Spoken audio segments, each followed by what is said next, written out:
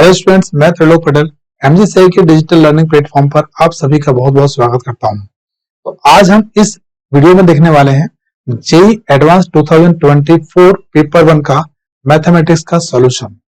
तो चलिए स्टार्ट करते हैं। चलिए तो पहला क्वेश्चन सॉल्व करते हैं। क्वेश्चन है पहला, let F of X be a continuously differentiable function on the interval 0, such that F of 1 equal to 2 and एक हमें एक्सप्रेशन दिया हुआ है लिमिट के फॉर्म में। For each X greater than 0 then for all X greater than 0 F of X is equal to, तो हमें एक फंक्शन बताना है जो इस कंडीशन को सेटिस्फाई कर रहा है। ठीक है, तो चलिए शुरू करते हैं। तो यहां पर हम जो एक्सप्रेशन देख रहे हैं उस एक्सप्रेशन में वेरिएबल क्या है, टी, और टी कहां टेंड कर रहा है, एक्स की तरफ। टी टेंड्स टू एक्स, यहाँ पर एक्स कांस्टेंट है और टी यहाँ पर क्या है, वेरिएबल है। तो सबसे पहले अगर हम फॉर्म चेक करें तो इस क्वेश्चन में जहां जहां पर टी है, अगर वहां पर हम एक्स पुट करें तो हम देखेंगे कि 0/0 फॉर्म आ रहा है। मतलब ये जो क्वेश्चन दिया हुआ है वो 0/0 फॉर्मेट में दिया हुआ है। ठीक है, तो सॉल्व कैसे करेंगे, जब भी 0/0 फॉर्म होता है तो हम यहाँ पर एल हॉस्पिटल रूल यूज कर सकते हैं। उससे क्या होता है कि न्यूमरेटर और डिनोमिनेटर दोनों को डिफरेंशिएट कर देंगे। तो डिफरेंशिएट करो, कितना हो जाएगा, एक्स के टी के रिस्पेक्ट में करना है क्योंकि यहाँ पर टी का फंक्शन दिया हुआ है।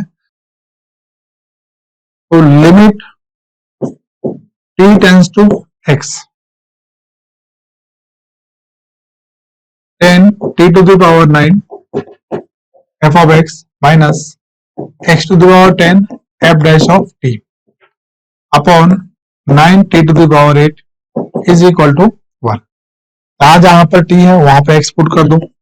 तो 10 x to the power 9 F of x x to the power 10 F dash of x upon 9 x to the power 8 is equal to 1। इस क्वेश्चन को हम ऐसा लिख सकते हैं, क्रॉस मल्टीप्लाई कर दें, ये हो जाएगा 10 x to the power 9 F of x minus x to the power 10 F dash of x equal to 9 x to the power 8। इन सबको इस तरफ ले जाओ तो x to the power 10 F dash of x minus 10 x to the power 9 F of x plus 9 x to the power 8 equal to 0। अब जहां पर एफ डैश ऑफ एक्स है वहां पर हम क्या पुट कर देंगे, डी बाई डी एक्स। तो इक्वेशन इस तरीके से बनेगी कुछ, x to the power 10 dy by dx minus 10 x to the power 9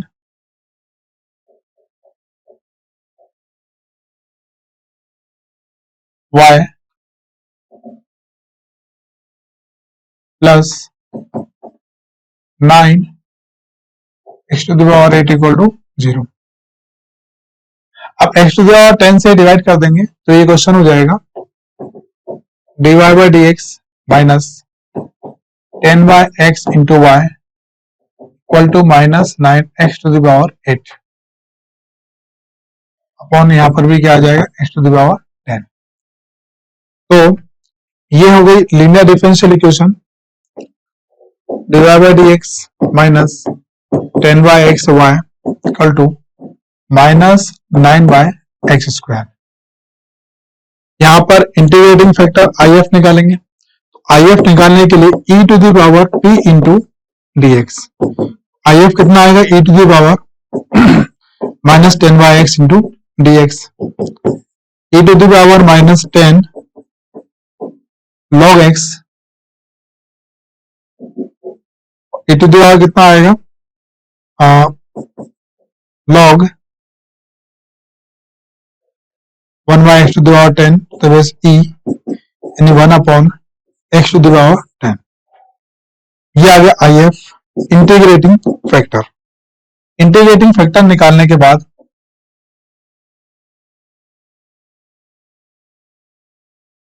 y into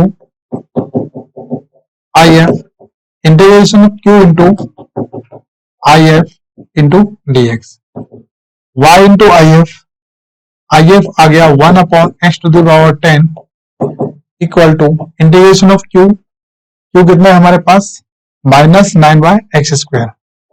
minus 9 by x square into I F 1 upon x to the power 10 into d x. तो y upon x to the power 10 minus 9 upon या 1 upon x to the power 12 into d x.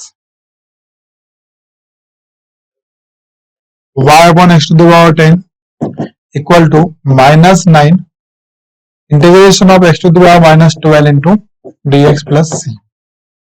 तो y upon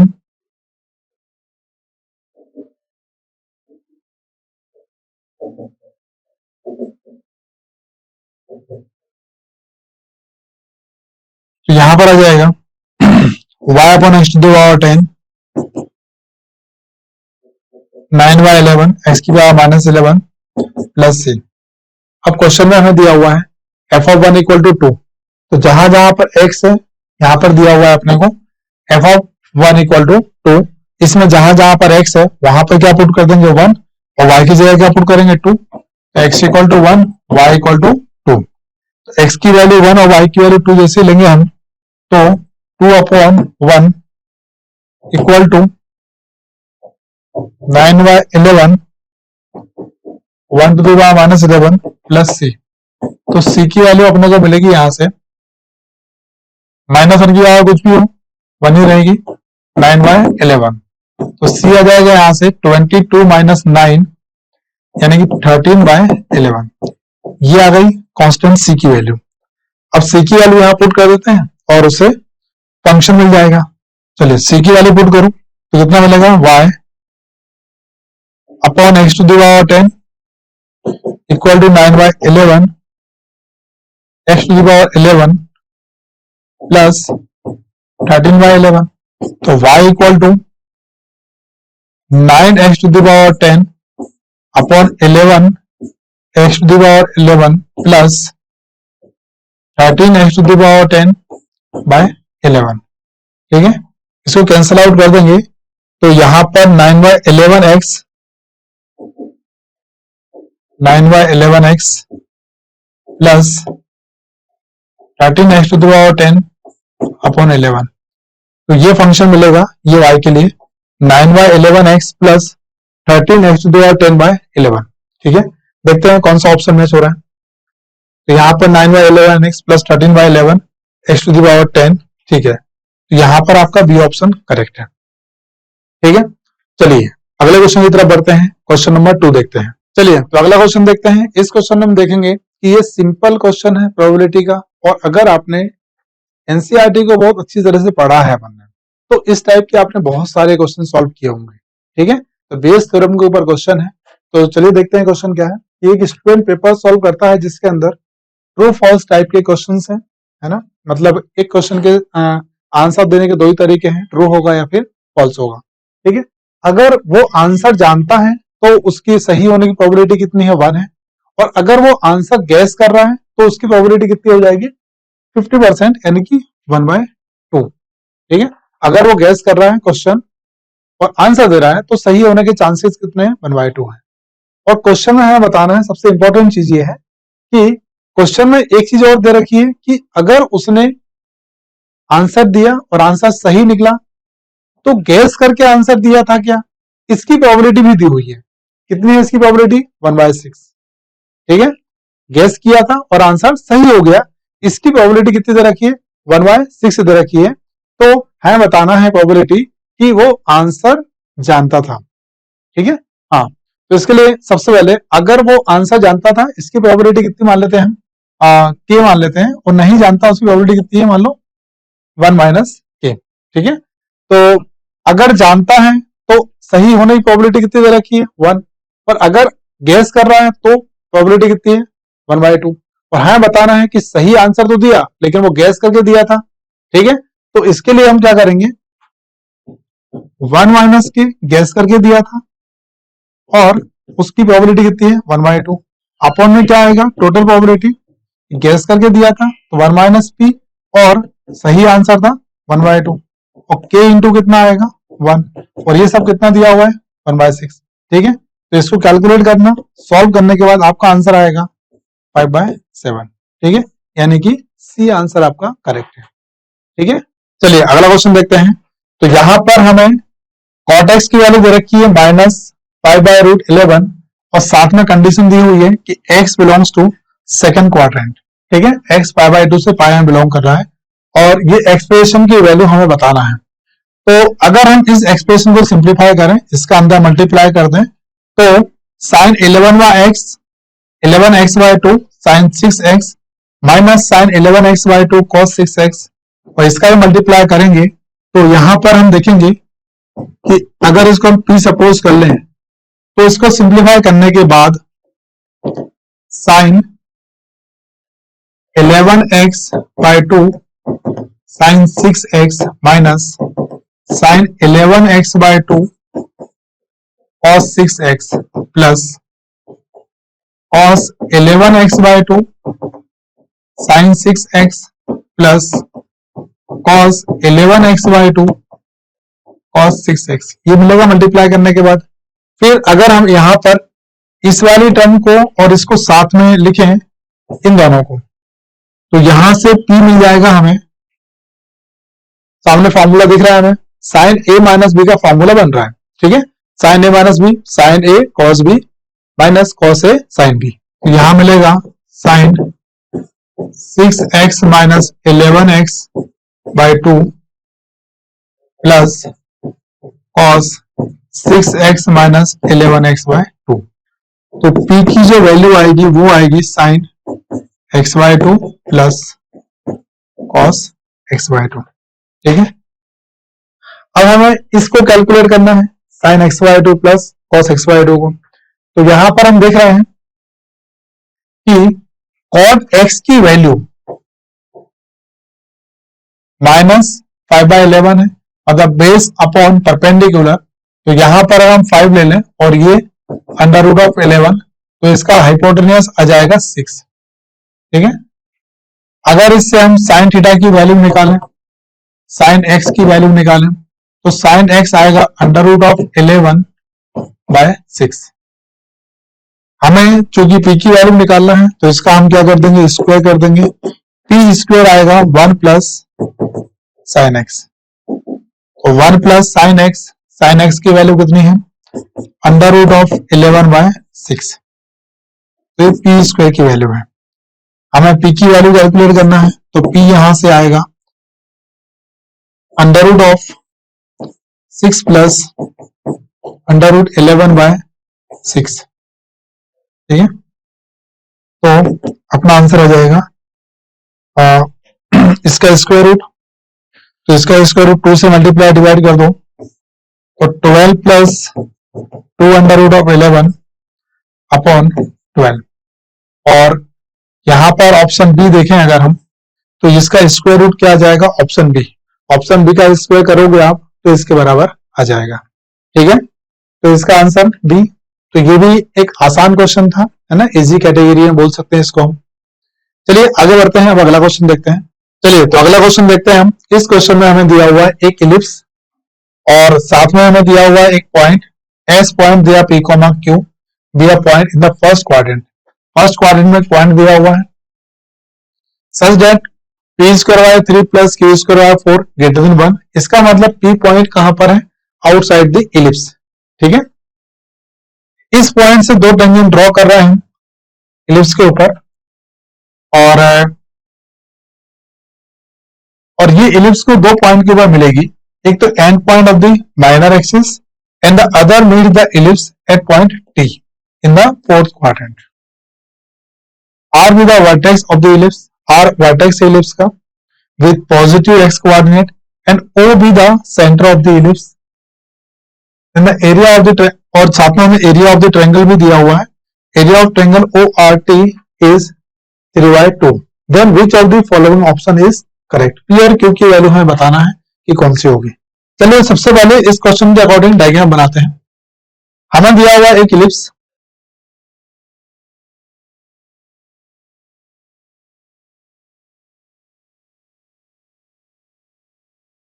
और यहां पर एक point है, point S है, coordinate उसके P, Q है। और ये जो S पॉइंट से हम टेंजेंट ड्रॉ कर रहे हैं, एक टेंजेंट कहाँ मिल रही है, माइनर एक्सिस के एंड पॉइंट पर, और एक टेंजेंट यहां मिलेगी T पॉइंट के ऊपर। ठीक है, क्वेश्चन में जो दिया हुआ है, एक vertex and point of the minor axis पे मिलेगी और दूसरी जो टेंजेंट है वो इलिप्स के T पॉइंट पे मिलेगी फोर्थ क्वाड्रेंट में। R with the vertex of the ellipse with positive x coordinate. यहां पर आपने ले लिया R, ये इलिप्स का वर्टेक्स है। ठीक है, फिर आगे कौन सा एरिया की बात कर रहे हैं, ORT। ओ मतलब ओरिजिन, R वर्टेक्स, ORT, यहां पर एक ट्रायंगल बन रहा है। इस ट्रायंगल का आपको एरिया भी कुछ दिया हुआ है यहां पर। इस ट्रायंगल का, ये जो ट्रायंगल बन रहा है, इस ट्रायंगल का आपको यहां पर कुछ एरिया दिया हुआ है। ठीक है, कितना एरिया दिया हुआ है इसका, इसका एरिया दिया हुआ है 3/2। ठीक है, इस ट्रायंगल का एरिया कितना है, 3/2 है।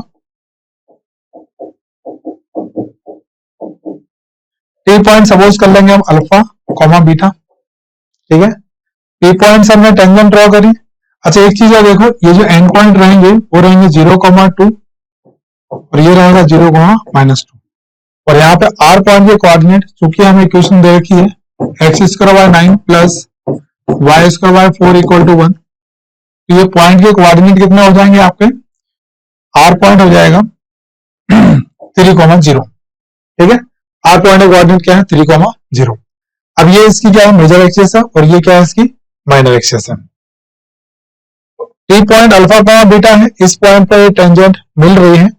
तो यहां पर हम देख रहे हैं ये टेंजेंट की इक्वेशन क्या हो जाएगी, y इक्वल टू 2, क्योंकि अगर यहां पर टेंजेंट ड्रॉ हो रही है तो ये y इक्वल टू 2 है। तो यहां साफ साफ दिख रहा है कि पॉइंट के कोऑर्डिनेट क्या होंगे, P, 2। तो Q की वैल्यू तो यहां पर 2 आ गई, Q की वैल्यू तो यहां पर 2 आ गई, है ना। अब इस टेंजेंट की बात करते हैं हम। तो इसके लिए सबसे पहले हम देखेंगे कि ये जो एरिया है कितना है, 3/2। इस एरिया के लिए 1/2 एक परपेंडिकुलर ड्रॉ कर लेते हैं। परपेंडिकुलर ड्रॉ करा मान लो Q पॉइंट से, तो ये कितना हो जाएगा, बेस इंटू हाइट। तो बेस है यहाँ पर 3, हाइट यहाँ पर ले लेते हैं b इक्वल टू कितना है, 3/2। साथ तो यहाँ पर बीटा की वैल्यू कितनी आ जाएगी, 1, लेकिन चूंकि ये नेगेटिव एक्सिस पर है तो यहाँ पर माइनस b लेंगे अपन, तो बीटा की वैल्यू कितनी आ जाएगी, -1। तो बीटा की वैल्यू -1 है और ये पॉइंट कहां पर है, इलिप्स के ऊपर है, तो ये पॉइंट इलिप्स को सेटिस्फाई करेगा। तो सेटिस्फाई करेगा तो यहाँ पे क्या लिख सकते हैं अपन, x की जगह पे यहां पर α² 9 plus 1/4 equal to 1। α² 9 equal to 1 - 1/4 3/4। α² equal to 9 3 या 27 27/4। तो अल्फा की वैल्यू आ जाएगी 3√3/2। ठीक है, तो अल्फा का पॉइंट कितना आ गया, 3√2/2। ठीक है, तो पॉइंट के कोऑर्डिनेट क्या होंगे, टी पॉइंट आपका आ गया 3√3/2 -1, ये टी पॉइंट है। अब इस किसी पॉइंट के ऊपर टेंजेंट अगर निकालना है तो टेंजेंट की इक्वेशन कैसे निकालते हैं, x1 यानी 3√3/2x/9 plus -y/4 is equal to 1। ठीक है, अब ये टेंजेंट जिस पॉइंट से पास हो रही है उस पॉइंट में अपने को क्यू के कोऑर्डिनेट पता है एंड y पॉइंट अपने को पता है, तो वहां से क्या निकल जाएगा, x पॉइंट निकल जाएगा।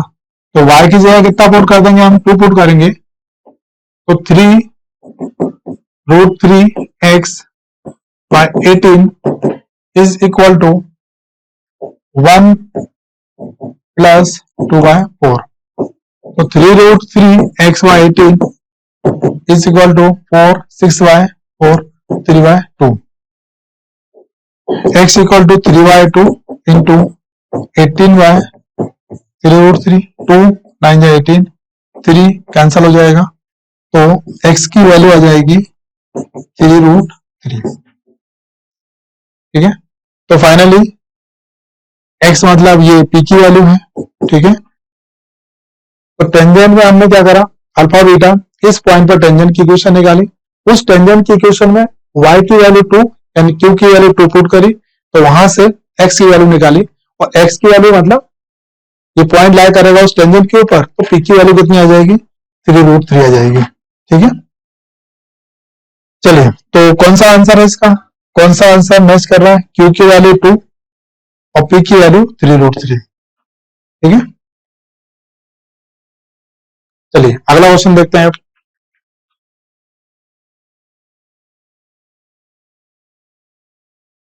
यहाँ पर एस एक सेट दिया हुआ है, सेट के जो सारे एलिमेंट हैं वो a+b√2 के फॉर्म में दिए हुए हैं। a और b इंटीजर्स हैं, t1 हमें दिया हुआ है -1 + √2 whole to the power n, और t2 दिया हुआ है 1 + √2 whole to the power n। यहां पर अगर हम देखें तो पहला ऑप्शन है z union t1 union t2, ये पूरा का पूरा सबसेट ऑफ s है, और t1 इंटरसेक्शन 0 से 1/24 ये 5 है, मतलब इसमें कुछ भी एलिमेंट कॉमन नहीं है। तो सबसे पहले अगर हम बात करें तो a और b क्या है, z है, तो s के अंदर तो सारे ही एलिमेंट आ गए, क्योंकि अगर b की वैल्यू हम 0 पुट कर देंगे तो यहाँ पर a बिलोंग्स टू z, तो s के अंदर तो इंटीजर भी हैं सारे, और a+b√2 के फॉर्म में जितने भी नंबर्स हैं वो सारे नंबर किसके अंदर बिलोंग करेंगे, s के अंदर।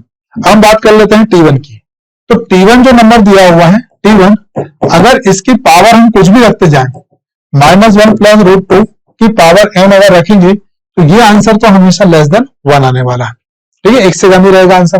और साथ में t2 की अगर हम बात करें तो इसमें आप पावर बढ़ाते जाओगे तो ये आंसर हमेशा क्या रहेगा, ग्रेटर देन 1 रहेगा। तो जितनी पावर आप इंक्रीज करोगे नंबर उतना बढ़ते जाएगा। ठीक है, तो यहां पर पहले सबसे पहले बात कर लेते हैं फर्स्ट ऑप्शन की। फर्स्ट ऑप्शन में क्या दिया हुआ है कि जो z है, z union t1 union t2, इन तीनों का अगर यूनियन करेंगे तो ये s के सबसेट तो होंगे ही, क्योंकि t1 के अंदर भी a+b√2 के टाइप के नंबर हैं, और t2 के अंदर भी वैसे ही नंबर हैं, तो ये सभी s के सबसेट तो होंगे ही, क्योंकि s के अंदर तो सभी टाइप के नंबर हैं। और दूसरे ऑप्शन की बात करें, यानी फर्स्ट ऑप्शन सही है। सेकंड ऑप्शन की अगर हम बात करें तो t1 और इसका इंटरसेक्शन, यहाँ पर हम देख रहे हैं t1 की जो एलिमेंट है वो लेस देन 1 है, और ये नंबर भी क्या है, लेस देन 1 है, तो इनके बीच में कॉमन एलिमेंट तो होंगे, तो इनका इंटरसेक्शन 5 नहीं हो सकता, तो बी वाला ऑप्शन तो गलत है। ठीक है, और सी वाले ऑप्शन की अगर हम बात करें तो सी ऑप्शन के अंदर, और सी वाले ऑप्शन की बात करें तो सी ऑप्शन में हम देख रहे हैं कि T2 और 2024 से इंफिनिटी, इसके बीच में अपना कॉमन एलिमेंट निकालना है, तो T2 के अंदर हम देख रहे हैं पावर n बढ़ाते जाएंगे तो इसकी वैल्यू तो बढ़ती जाएगी, मतलब इनके बीच में कॉमन एलिमेंट पॉसिबल होंगे। ठीक है, तो T2 इंटरसेक्शन 2024 कॉमन इंफिनिटी, इनमें कॉमन एलिमेंट तो आएंगे, ये 5 नहीं होगा। ठीक है, सही लिखा हुआ है। और अगर डी ऑप्शन की बात करें तो cos pi a+b√2 iota sin pi a+b√2, यहां पर हम देख रहे हैं कि अगर b = 0 है तो उस केस में ये क्या बन जाएगा, sin pi a और b इंटीजर है, यहां पर cos pi आएगा, तो फाइनली हम क्या देख पाएंगे कि अगर हम cos pi a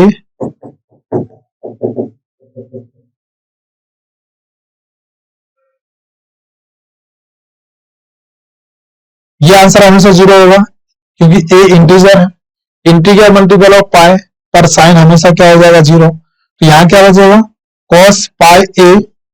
ठीक है, तो a क्या है, कोई ना कोई इंटीजर है, मतलब ये जो आंसर आएगा ये क्या आएगा, 1 आएगा या फिर -1 आएगा, क्योंकि a क्या हो सकता है, इंटीजर हो सकता है, तो a और b की कोई सी भी इंटीजर पुट कर दो, ये जो नंबर रहेगा ये z के अंदर बिलोंग करेगा, ये आंसर हमेशा क्या आएगा, इंटीजर आएगा।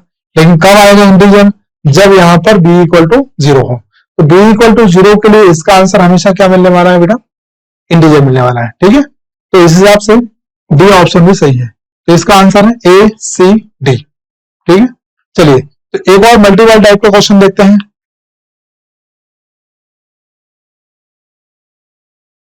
यहां पर एक क्वेश्चन दिया हुआ है, एक ऐसा सेट दिया हुआ है, सेट के अंदर जो एलिमेंट है ट्रिपलेट के फॉर्म में है, एबीसी के फॉर्म में है, और साथ में हमें क्वाड्रेटिक इक्वेशन दे रखी है या होमोजेनियस सेकंड डिग्री इक्वेशन दे रखी है और जो कि ग्रेटर देन 0 है।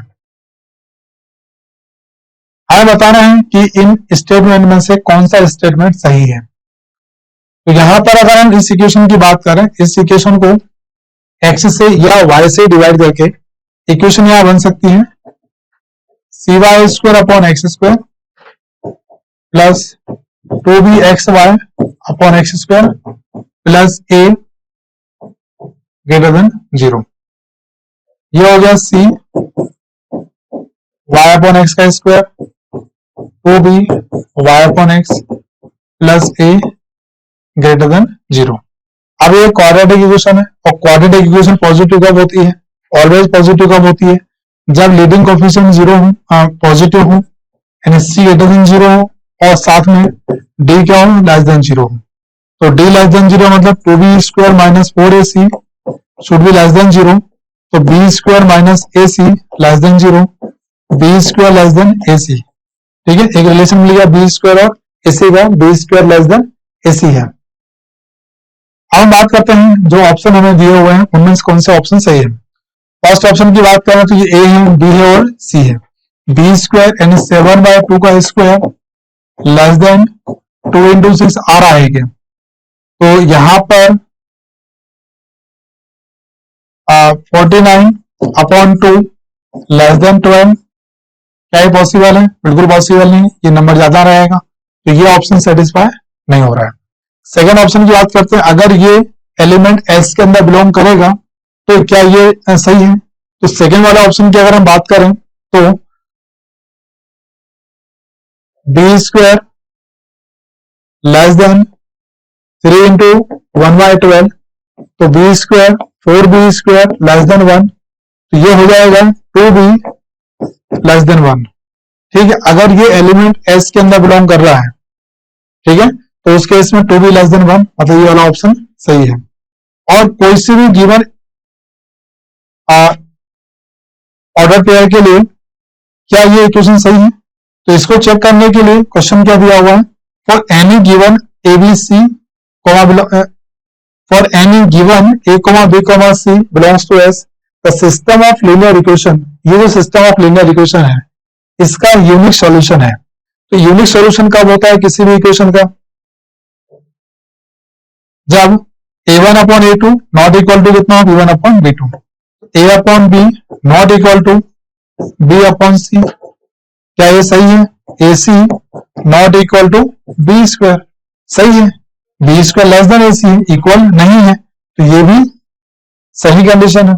दूसरी अगर बात करें, इसमें भी यहां पर एबीसी पॉइंट के लिए क्या सिस्टम ऑफ लीनियर इक्वेशन की यूनिक सॉल्यूशन है? तो यहां पर भी अगर हम चेक करें तो a plus 1 upon b, b upon c plus 1, cross multiply करो, ac plus a plus c plus 1 equal to b²। तो यहां पर हम देख रहे हैं कि अगर हम b² को इस साइड ले आए, ac minus b² plus a plus c plus 1 equal to 0, ये वैल्यू हमेशा क्या रहेगी? पॉजिटिव, क्योंकि ac बड़ा है b² छोटा है। तो ac माइनस b² पॉजिटिव रहेगा। शुरू में हमने बोल दिया c पॉजिटिव है, c पॉजिटिव है 1 है, और a भी क्या रहेगा? पॉजिटिव। a1 पॉजिटिव क्यों है? क्योंकि यहां पर हम देख रहे हैं कि b² less than a into C है, तो b² पॉजिटिव क्वांटिटी है, a पॉजिटिव है तो c पॉजिटिव है तो a भी पॉजिटिव रहेगा। तो यहां पर ये सारे ही नंबर क्या हैं? पॉजिटिव हैं। ठीक है, अब ये सारे नंबर पॉजिटिव हैं तो इनका सम इक्वल टू 0 हो नहीं सकता, इसका मतलब ये कभी पॉसिबल नहीं है। यहां पर क्या आ जाएगा? नॉट इक्वल आ जाएगा। तो यहां पर नॉट इक्वल आएगा, इसका मतलब इन इक्वेशन के भी यूनिक सॉल्यूशन पॉसिबल है। ठीक है, तो डी वाला आंसर भी सही हो जाएगा। ठीक है, चलिए तो अगला क्वेश्चन देखते हैं। अगला क्वेश्चन है 3D से, और क्वेश्चन दिया हुआ है कि स्पेस में 2 पॉइंट है P और Q, और यहां पर 2 अपने को सेट दिए हुए हैं, सेट S है distance between x and p का whole square minus distance between x and q का होल स्क्वायर इक्वल टू 50। और दूसरा है set distance between y and q का whole square minus distance between y and p का whole square equal to 50। यहाँ पर अपने को दो सेट दिए हुए हैं, इनको सबसे पहले हम सॉल्व करके पता करते हैं सेट s और t क्या है। यहाँ पर अगर हम सेट s निकालने की कोशिश करें तो सेट s के लिए x कोई सा पॉइंट हमने सपोज कर लिया x, y, z, और इससे डिस्टेंस बिटवीन x p, इसकी डिस्टेंस निकालना है अपने को 1 2 3 से x माइनस 1 का स्क्वायर, y माइनस 2 का स्क्वायर, z माइनस 3 का square minus distance between x cube, x minus 4 का स्क्वायर,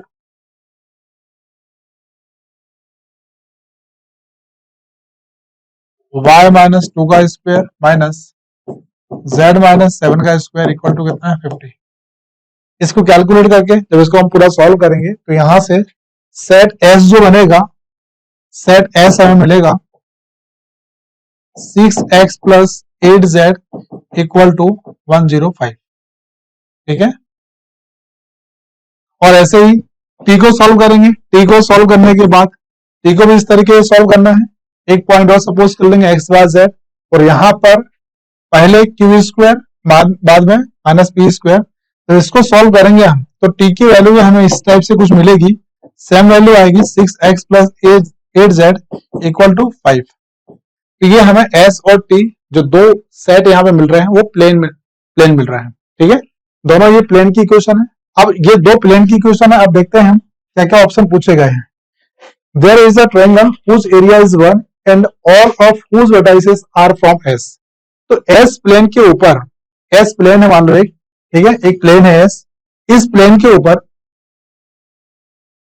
ऐसे बहुत सारे पॉइंट पॉसिबल हैं जहां पर ट्रायंगल बन सकते हैं, और उन ट्रायंगल का एरिया कितना होगा 1 होगा। ठीक है, ऐसे बहुत सारे पॉइंट पॉसिबल हैं क्योंकि प्लेन है और प्लेन के ऊपर बहुत सारे इनफाइनाइट पॉइंट्स होते हैं, तो आप कहीं से भी 3 पॉइंट लेके एक 1 स्क्वायर यूनिट एरिया का ट्रायंगल बना सकते हो। ठीक है, तो फर्स्ट वाला पॉइंट तो सही है।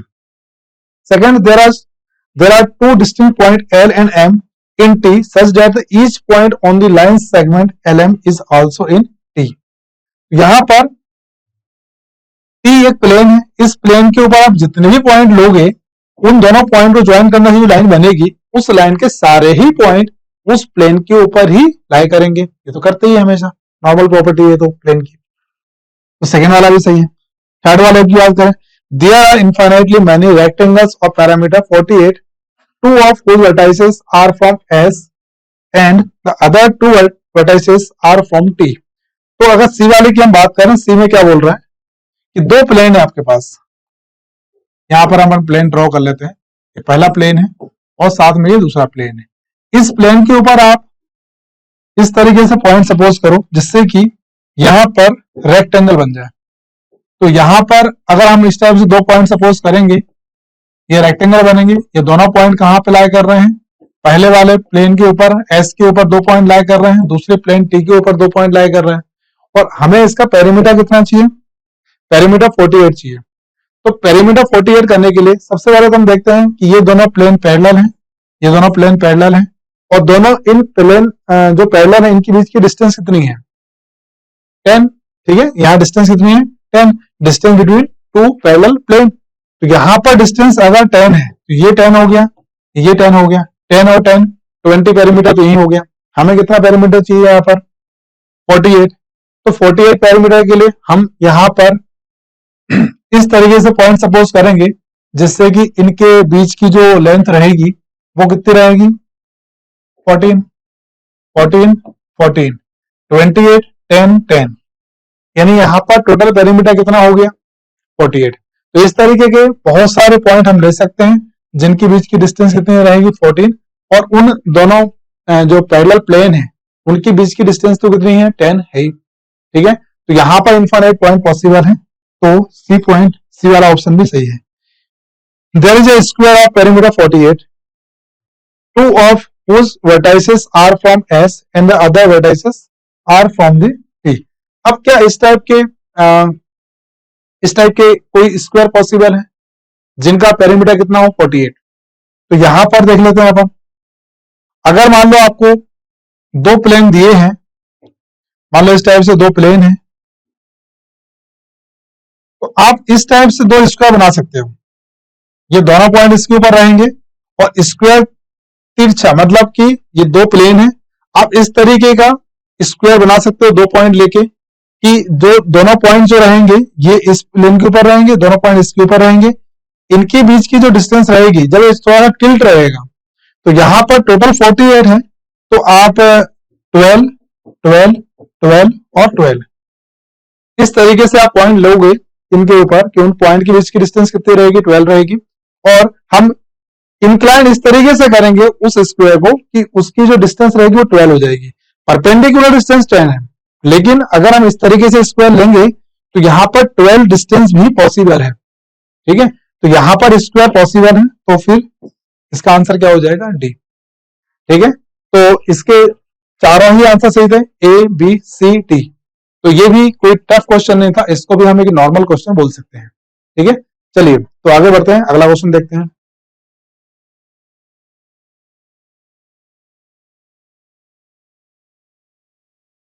हाँ, तो ये इंटीजर टाइप का क्वेश्चन है और यहाँ पर हमें ए और बी दोनों वैल्यूज दी हुई है।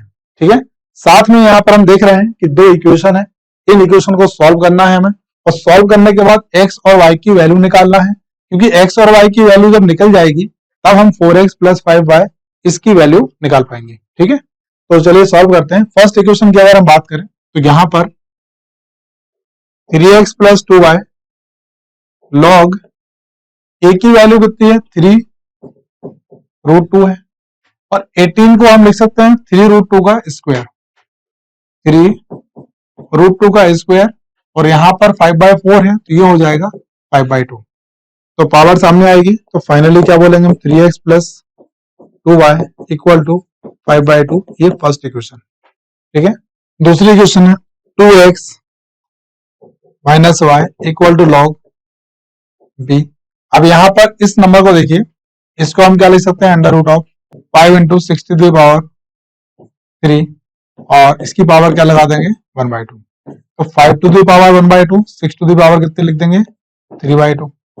इस पूरे की पावर अगर हम 3/3 लगा दें, इस पूरे की पावर अगर 3/3 कर दें, तो 5 to the power 1/6, 6 to the power, यहाँ पर b के पावर में 1/2 दिया हुआ है, तो 3 कैंसिल हो जाएगा, 1/2 होल टू द पावर कितना हो जाएगा 3। और इसको अगर रेसिप्रोकल में लिख दें हम, तो क्या लिख सकते हैं 1/b की पावर 3। ठीक है, तो log b यहाँ पर दिया हुआ, और इसको क्या लिख देंगे हम 1/b की पावर 3। तो फाइनली ये क्या हो जाएगा अपना -3। तो आपकी दो इक्वेशन बन गई यहाँ पर। अब इन दोनों इक्वेशन को सॉल्व करना है, दोनों इक्वेशन को सॉल्व करने के बाद यहां से x और y की वैल्यू निकल आएगी। तो यहाँ पर दो इक्वेशन है, दोनों को सॉल्व कर लो, तो x की वैल्यू आएगी -1/2 और y की वैल्यू कितनी आएगी 2। ठीक है, x की वैल्यू -1/2 और y की वैल्यू कितनी आ जाएगी, यहाँ से 2 आ जाएगी। ठीक है, और हमें क्या आंसर चाहिए, 4x प्लस 5y की वैल्यू निकालनी है। तो 4x plus 5y 4 into -1/2 plus 5 into 2, answer आ जाएगा -2 प्लस 10 यानी कि 8। ठीक है, तो करेक्ट आंसर वाज 8। ठीक है, चलिए अब आगे बढ़ते हैं, अगला क्वेश्चन देखते हैं, क्वेश्चन नंबर 9।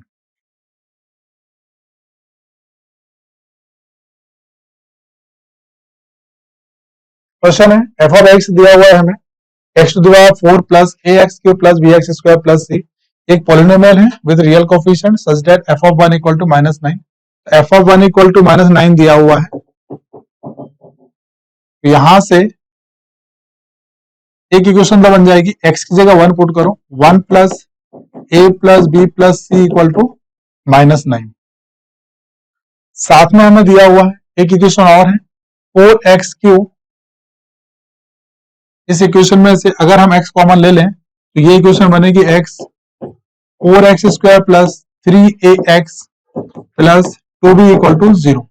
इस इक्वेशन का एक रूट हमें दिया हुआ है, इस इक्वेशन का एक रूट है आयोटा रूट 3।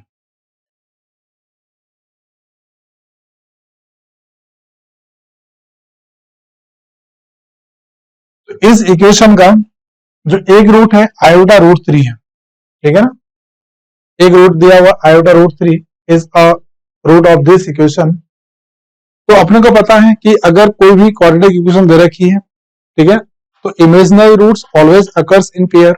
अगर एक रूट क्या है आयोटा रूट 3 है, क्योंकि यहाँ पर एक रूट तो x इक्वल टू 0 रहेगा और इसका जो रूट रहेगा 4x square plus 3ax plus 2b equal to 0। एक रूट क्या रहेगा आयोटा रूट 3 रहेगा, दूसरा क्या रहेगा माइनस आयोटा रूट 3, क्योंकि imaginary roots always occurs in pair. फिर यहां से क्या होगा, सम ऑफ द रूट कितना होगा, सम ऑफ द रूट 0 हो जाएगा, तो sum of the root 3a/4 equal to कितना आएगा 0। तो यहां से a की वैल्यू कितनी आ जाएगी 0 आ जाएगी, तो a अपने को मिल गया 0।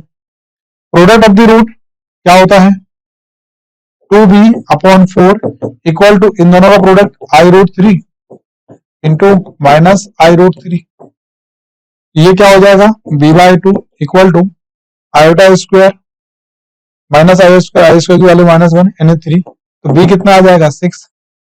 a की वैल्यू 0 और b की वैल्यू कितनी आ गई 6। जब a 0 और b 6 है तो यहाँ पर 1 प्लस a की जगह 0 पुट करो, b की जगह 6 प्लस c इक्वल टू -9, तो यहाँ पर c की वैल्यू आएगी 7 इन -16, ठीक है, c कितना आ गया -16। तो क्या कैलकुलेट करना था हमें, alpha 1 alpha 2 alpha 3 alpha 4 are the roots of the equation f of x equal to 0, तो हमें ये वैल्यू निकालना है, ठीक है। तो इस इक्वेशन के लिए हमने सारे जो कांस्टेंट है उनकी वैल्यू निकाल ली, तो इक्वेशन क्या बन जाएगी f of x equal to x to the power 4, यहाँ पर a की वैल्यू 0, b की वैल्यू कितनी निकाली हमने 6, तो यहाँ आएगा 6x स्क्वायर -16। अब यहाँ पर माइनस, अब यहाँ जो क्वाड्रेटिक इक्वेशन बन रही है तो यहाँ मल्टीप्लाई करने में -16 और ऐड करने में कितना आना चाहिए 6 आना चाहिए, ऐसे दो नंबर हमें देखना है। तो 8 2 जा 16 x की power 4 8x square minus 2x square -16, तो यहां से हम बोल सकते हैं x स्क्वायर प्लस 8 -2 कॉमन लेंगे x स्क्वायर प्लस 8, ठीक है, और इक्वल टू 0, तो x square plus 8 equal to 0, x square -2 equal to 0। तो अगर सॉल्यूशन निकाले हम तो यहाँ पर टोटल जो नंबर ऑफ सॉल्यूशन बनेंगे वो रहेंगे x square plus 8 equal to 0, तो x स्क्वायर इक्वल टू -8, ठीक है, यहाँ पर इमेजिनरी सॉल्यूशन आएंगे और x स्क्वायर इक्वल टू कितना आएगा 2, यहाँ पर रियल सॉल्यूशन आएंगे, x की वैल्यू कितनी आएगी प्लस माइनस √2।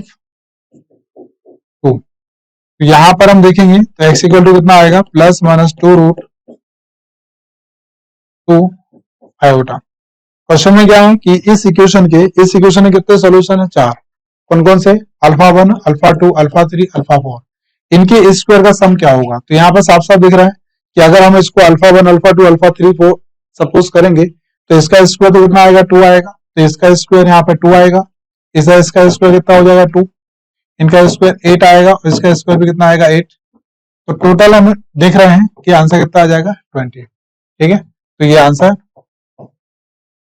20, ठीक है, क्लियर। तो कोई ज्यादा टफ क्वेश्चन नहीं था, इसको भी अपन ऐसा बोल सकते हैं कि मॉडरेट टू टफ कैटेगरी का क्वेश्चन था, ठीक है।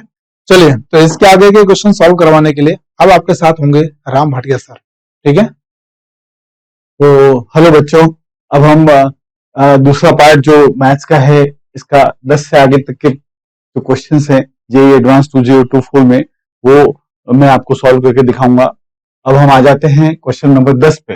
Late S equal to this, तो A is a matrix A B C D E 0 या 1, इन दोनों में से होने चाहिए, एंड मॉड ऑफ ए जो आना चाहिए उसकी दो ही वैल्यूज आ सकती हैं, या तो -1 आ सकता है या फिर +1 आ सकता है। तो हमको अब इसको कैसे सॉल्व करना है, तो हम पहले इस मैट्रिक्स को सॉल्व कर लेते हैं, आखिर इसका एक्सप्रेशन क्या आता है, what is the value of this determinant. तो determinant A is equal to, तो डिटर्मिनेंट ए जो है वो किसके इक्वल है, ये निकालने के लिए ऑब्वियसली हम यहां से देखते हैं तो ये आ जाता है 0 प्लस 0 -1, ये -1 e minus D plus C into B minus ए, सो बी माइनस ए, ये आपका है अभी डिटर्मिनेंट की वैल्यू मॉड ऑफ ए। अब इसको देखते हैं हम, तो एक्चुअली इसको लिख लेते हैं, तो this we can write as D minus E plus C into B minus A. अब इसकी जो वैल्यूज है A B C D E can assume values only between 0 and 1 and mod of A, जो मॉड ऑफ ए डिटर्मिनेंट की value आनी चाहिए वो -1 और 1 के छोड़ के नहीं आ सकती है। तो ठीक है, ये क्या क्या पॉसिबिलिटीज हम देख लेते हैं। तो इसमें क्लियरली पता चल रहा है कि सी की दो वैल्यूज लग के हम इसकी वैल्यूज निकालते हैं। तो सी की वैल्यू या तो 0 हो सकती है या फिर 1 हो सकती है। तो हम लोग let us start with c equal to 0। c equal to 0 में कितने केसेस होते हैं जिसमें डिटर्मिनेंट की वैल्यू जो है, मॉड ऑफ a की जो वैल्यू है वो +1 या -1 आती है, ये हम देख लेते हैं। तो c इक्वल टू 0 अगर हमने रखा तो लेट अस सी अब क्या हो सकता है। तो c इक्वल टू 0 रखने से ये वाला जो एक्सप्रेशन है ये तो हमेशा हमेशा हमेशा 0 ही आएगा, b और a की वैल्यू कुछ भी हो। तो b 2 वेज में डिसाइड हो सकता है, ए भी 2 वेज में डिसाइड हो सकता है। क्या क्या हो सकता है, बी हो सकता है सॉरी 0 या 1, ए हो सकता है 0 या 1, तो भी ये टोटल वैल्यू तो हमेशा 0 ही आएगी। अब डी ई क्या क्या हो सकते हैं, तो क्योंकि हमारी वैल्यू ये तो 0 आ गई, अभी हमारी वैल्यू आनी चाहिए, पूरे डिटर्मिनेंट की जो वैल्यू आनी चाहिए वो आनी चाहिए +1 या -1। तो उसके लिए द पॉसिबिलिटी इज आइदर 1 -0 या फिर 0 -1, ये दो वैल्यूज यहां से आ सकती है। तो this is D and E can be decided in 2 ways, B can be decided in 2 ways and A can be decided in 2 ways. तो total number of ways when c is equal to 0 or 8। ये कब है, जब c equal to 0। I hope ये आपको समझ बहुत simple है, बहुत ही सरल है। एक्चुअली क्या है कि हमको डिटर्मिनेंट को एक्सपांड करके चलना है, ये जो मैट्रिक्स है उसका डिटर्मिनेंट को एक्सपांड कर लेना है और एक्सपांड करके वैल्यू आ गई हमारे पास। अब हम आगे चलते हैं, अगर c इक्वल टू 1 होगा, c इक्वल टू 1 होगा तो क्या होगा। अगर c इक्वल टू 1 लेते हैं तो हमारे पास क्या क्या ऑप्शंस हैं वो देख लेते हैं हम लोग। तो c इक्वल टू 1 लेने से अब टोटल वैल्यू आनी चाहिए। तो अभी हम देखते हैं कि c इक्वल टू 1 लेने से डी ई बी ए इसको हम कैसे कर सकते हैं। तो d और e को अगर इक्वल लेते हैं तो ये 0 आ जाता है, और b माइनस ए इसको 1 लिया तो b minus A should be 1 और -1। तो हम एक बार फटाफट के लिए ये बना देते हैं कि भाई यहाँ पे d और e को हम ले सकते हैं 0 0, b a को क्या ले सकते हैं, c को तो हमने 1 ले लिया ऑलरेडी, तो b a को क्या क्या ले सकते हैं, तो ये ले सकते हैं हम 1 0 0 0 0 1। Can you understand. इससे क्या होगा कि ये जो पहला पार्ट है d माइनस सी, ये तो 0 आ जाएगा, और 1 0 से 1 आ जाएगा, 0 1 से -1 आ जाएगा, तो ये भी ठीक है। अब d और e को अगर 1 1 लेते हैं तो 1 1 1 0 1 1 0 1, ये केस में भी 1 -1 इज 0, 1 -1 इज अगेन 0, तो ये 1 -0 1 एंड 0, तो this is satisfying our condition. अब इसी केस में हम ये जो 1 0 है इसको यहां रख देते हैं, 0 0 को यहां रख देते हैं। अगर ऐसा करते हैं तो भी हमारी वैल्यू आ सकती है। मतलब ये जो 4 केस हैं, ये जो 4 केस हैं, इनको सबको ये जो नंबर्स हैं लास्ट वाले 2 नंबर्स, इसको यहां रख दें और 0 0 को यहां रख दें, 0 1 को यहां रख दें, 0 0 को यहां रख दें, 1 0 को यहां रख दें, 1 1 को यहां रख दें, तो भी हमारे पास वो केस आते हैं जो सब सॉल्यूशन का पार्ट है। तो 4 into 2 equal to how much, again so 8 case तो हमारे पास यहां से आ गए और 8 केस यहां से आ गए, तो टोटल नंबर ऑफ केसेस क्या हुए 16। This case 8 is c equal to 1, right. तो टोटल नंबर ऑफ केसेस हमारे पास हो गए 16। That means answer to this question, numerical जो इंटीग्रल आंसर है वो क्या होना चाहिए 16। आई होप आपको ये अच्छे से समझ में आया होगा। बड़ा सिंपल क्वेश्चन है और थोड़ा सा इसमें सैंपल स्पेस करने से हमारे पास आंसर बहुत इजीली आ जाता है। चलिए नेक्स्ट क्वेश्चन पे चलते हैं।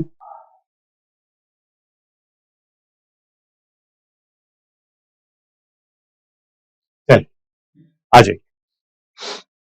अब हमारे पास आ गया क्वेश्चन, ग्रुप ऑफ स्टूडेंट्स। तो परम्यूटेशन एंड कॉम्बिनेशन का क्वेश्चन है और group of 9 students S1 S2 S9 is to be divided to form 3 teams X, Y and Z of sizes 2, 3 and 4 respectively. Suppose that S1 cannot be selected for the team X, S2 cannot be selected for the team Y, then the number of ways to form such teams is. तो ये जो teams हैं हम कितने तरीके से, how many ways can we form such teams with the restriction दिया हुआ है। क्या रिस्ट्रिक्शन दिया हुआ है कि S1 टीम X में नहीं आना चाहिए और जो S2 है वो टीम Y में नहीं आना चाहिए। तो हम यहाँ लगा लेते सिंपल, X, ये Y, ये Z, इसमें कितने एलिमेंट्स हो सकते हैं 2, इसमें कितने एलिमेंट्स हो सकते हैं 3, इसमें कितने एलिमेंट्स हो सकते हैं 4। I hope you can understand कि इसमें 2, 3 और 4 एलिमेंट्स हैं और X, Y, Z, X में S1 नहीं आ सकता और Y में S2 नहीं आ सकता। तो हम कितने तरीके से डिसाइड, तो सिंस X में S1 नहीं आ सकता तो S1 यहां आ सकता है, S1 यहां आ सकता है।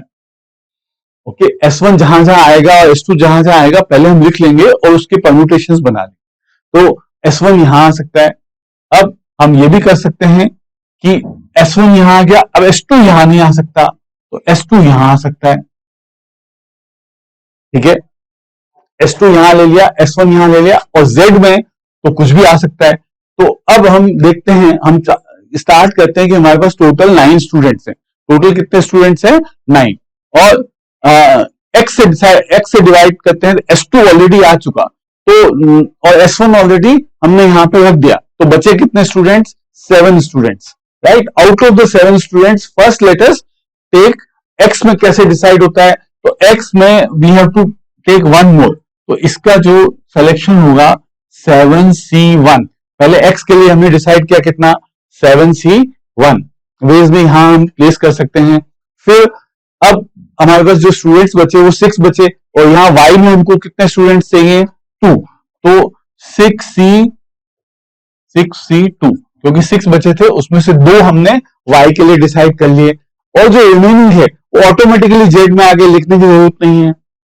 ऑलराइट, अब आ जाते हैं हम नेक्स्ट स्टेप। ये तो हो गई 1, ये तो 1 परम्यूटेशन जिसमें S2 यहां है और S1 यहां पे है। अब आ जाते हैं हम नंबर 2, ये नंबर 2। ओके, अब S1 को क्योंकि Y में S1 हमने लिया था और यहीं पे S1 लेते हैं, S2 को वहां ले सकते हैं, तो S1 का लिए हम डिसाइड करते हैं, ये S2 हम ले लेते हैं यहाँ पे और यहाँ पे हम कुछ भी नहीं अभी लेते हैं। S1 S2 का पहले हमने डिसाइड कर दिया कि वो लेट अस टेक S1 इन Y, X में तो आ नहीं सकता और S2 इन Z क्योंकि S2 Y में तो आ नहीं सकता। तो अब यहां से आ जाते हैं, तो already now we have 7 students who are spared to be placed and now we have X। तो X में हमको कितना डिसाइड करना है 7C2। X के लिए हमको 7 में से 2 चूज करने, 7C2। बाकी बचे 5 में से we have to take 2 students for Y, so 5C2, 2 students for 5 and the remaining 3 students we have to place। एक तो ऑलरेडी है S2 यहाँ पे Z में और 3 स्टूडेंट्स को हमको 3C3 वेज में प्लेस करना है, उसको लिखने की जरूरत नहीं। Okay, 3C3 is 1। अब तीसरे नंबर पे आ जाते हैं, थर्ड क्या हमारे पास चॉइस है कि S1 को तो हमने यहाँ ले लिया था। ओके, अब S2 को दोनों जगह प्लेस कर लिया, इसलिए ये चॉइस अब हमारे पास नहीं है।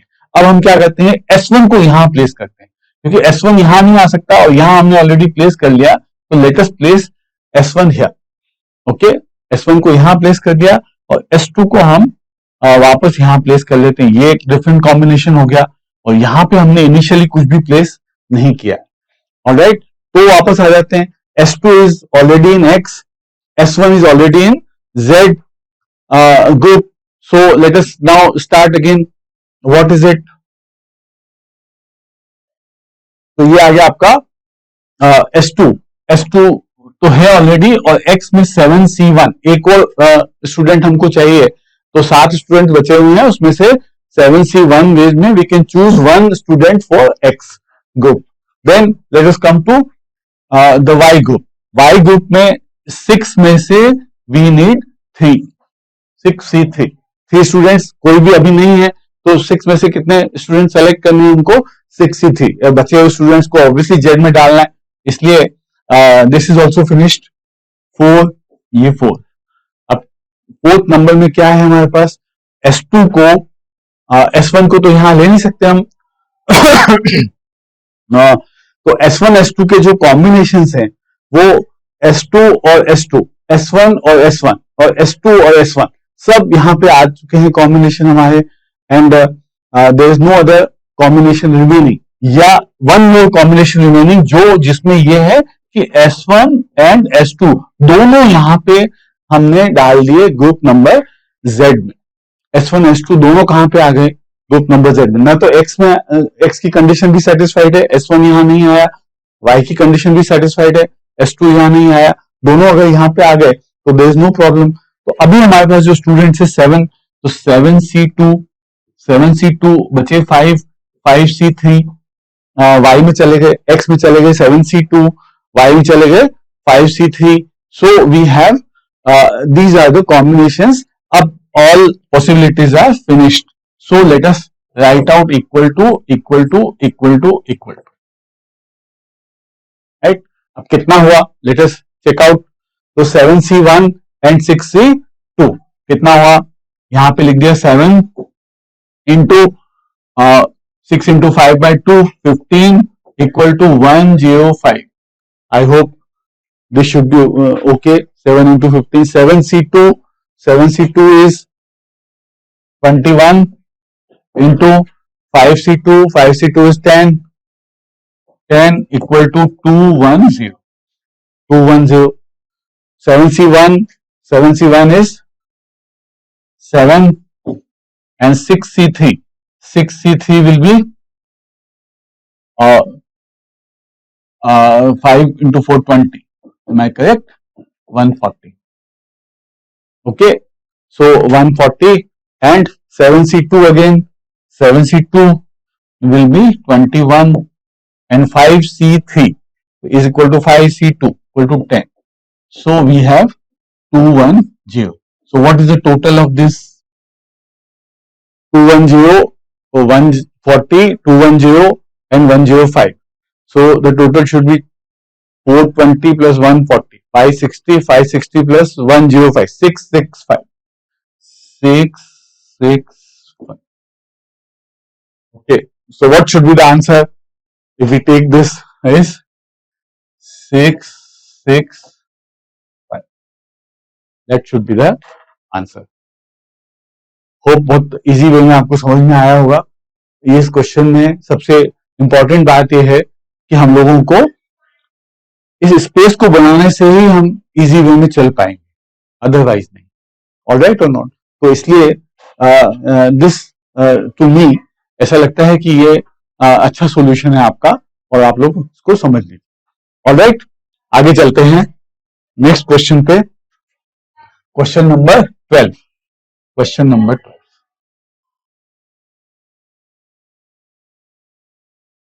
Question number 12. अब ये बोल रहे हैं let OP equal to, OP की वेक्टर की वैल्यू दी हुई है, एंड ओक्यू की वैल्यू, ओक्यू वेक्टर भी दिया हुआ है, ओआर वेक्टर भी दिया हुआ है, 3 वेक्टर्स दिए हुए हैं हमको. Alpha beta belonging to all real numbers, and alpha beta की वैल्यू 0 नहीं हो सकती है.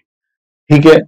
अब O denotes the origin, then OP cross OQ dot OR vector, this is scalar triple product. OP cross OQ dot OR equal to 0, and the point alpha beta and 2 in 3D space alpha beta 2, मतलब x equal to alpha, y equal to beta, z equal to 2 lies on the plane 3x plus 3y minus z plus l equal to 0. Then the value of L is, value L की value हमको निकालनी। तो सबसे पहले तो हम OP cross OQ dot O R इसकी value हम करते हैं calculate. Okay, so this should be I think quite simple. तो ऑब्वियसली स्केलर ट्रिपल प्रोडक्ट है, तो value of OP cross OQ dot O R must be equal to, ये determinant बना लिया, डिटर्मिनेंट में अल्फा माइनस, तो इसको लिख देते हैं हम 1 minus 1 by alpha. Can we write easy way में, we should write easy expression, so 1 minus 1 by alpha. ठीक है, ये आ गया, फिर आ गया 1 1 1, ये 1, फिर यहां से आ गया 1 1 1 minus 1 by beta, 1 minus 1 by beta, again 1, and यहां पे आ गया हमारे पास 1 1 and half, so this is half, this is the determinant. Okay, let me just remove this so that we make the 1 1. All right. So ये हमारा determinant है, इसकी value हम कैलकुलेट कर लेते हैं। This should be quite simple. अगर देखते हैं तो हम यहाँ पे कैलकुलेट करने की कोशिश करते हैं इसको। Let us try. So once we calculate this, okay, तो इसमें से सब्ट्रैक्ट भी कर सकते हैं डायरेक्टली। सो लेट अस से व्हाट इज आफ्टर सब्ट्रैक्शन, सो इसको काट के आ जाएगा 0, इसको काट के आ जाएगा 1 बाई बीटा, और इसको काट के आ जाएगा half minus, so minus half. Are you okay with this? Right. तो ये जो हमारा एक we can say this is C3 minus C2। I hope this should be quite simple, क्योंकि हमको सिंप्लीफाई करना है इसलिए सिंप्लीफाई कर लेते हैं। यहां से भी काट देते हैं, तो ये आ जाएगा हमारा क्या, तो इसको C2 equal to C2 minus C1, तो इसको काट के आ जाएगा 1 बाई अल्फा, इसको काट के आ जाएगा माइनस 1 बाई बीटा, एंड इसको काट के आ जाएगा 0। I hope you can understand, this is very simple, right. हमने C3 कॉलम को भी चेंज कर दिया और C2 कॉलम को भी चेंज कर दिया। अब हम इसको एक्सपांड ही कर लेते हैं, दो जगह 0 आ ही गए हैं तो एक्सप्रेशन ज्यादा बड़ा नहीं होगा, तो इसके लिए हम इसको एक्सपांड कर दें। एक्सपांड करने के लिए टॉप रो से भी एक्सपांड कर सकते हैं और लास्ट वाली रो से भी एक्सपांड करेंगे तो अभी सही रहेगा, क्योंकि 1 0 माइनस हाफ, अच्छा यही रहेगा कि हम लास्ट वाली रो से इसको एक्सपांड कर लेते हैं। तो 1 into equal to 1 into, okay, so how much is 1 into 1 by alpha beta, तो 1 by alpha beta, एक तो आ गई आपकी value 1 by alpha beta, all right, so 1 by alpha beta और minus 0, so this is 1 by alpha beta minus 0 की तो कोई value आएगी नहीं, और माइनस हाफ, तो प्लस प्लस, तो minus half, this is minus half, minus half, minus half के साथ क्या आ गया आपका दिस क्रॉस दिस, तो 1 minus 1 by alpha into minus 1 by beta and 1 into 1 by alpha. So let us write that out. So this is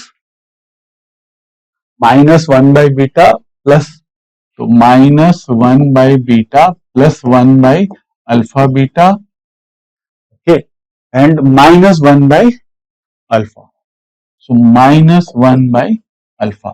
This is the determinant value of this determinant, the value of this scalar triple product, and this should be equal to 0. So let us write out what is the value of this. So writing out this, we can write out 1 by alpha beta minus की जगह plus आ गया 1 by 2 beta और minus 1 by 2 alpha beta and plus 1 by 2 alpha equal to 0। Okay, so I hope this is quite simple. अब हम denominator में 2 alpha beta से, क्योंकि 0 है तो 2 alpha beta, to get a simple answer what we can do is multiply 2 alpha beta on both sides. Okay, तो 2 alpha beta मतलब यहां से मेरे पास आ गया, इनफैक्ट वी सिंप्लीफाई दिस, तो 1/2 alpha beta 2 beta 2 alpha. So basically we get 1 plus alpha plus beta equal to 0. On simplification, we get 1 plus alpha plus beta equal to 0. So hence we are getting alpha plus beta equal to -1. Alpha plus beta equal to -1. तो ये हमारे पास value आ गई. अब हम आ जाते हैं, इन्होंने पूछा क्या है हमसे, तो alpha plus beta equal to -1 आ ही गया. ऑलराइट और नॉट. और अल्फा बीटा 2, ये जो अल्फा बीटा 2 है ये सेटिस्फाई करता है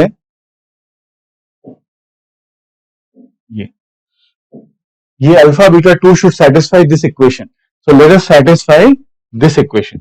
ये इस इक्वेशन को हम करते हैं सेटिस्फाई.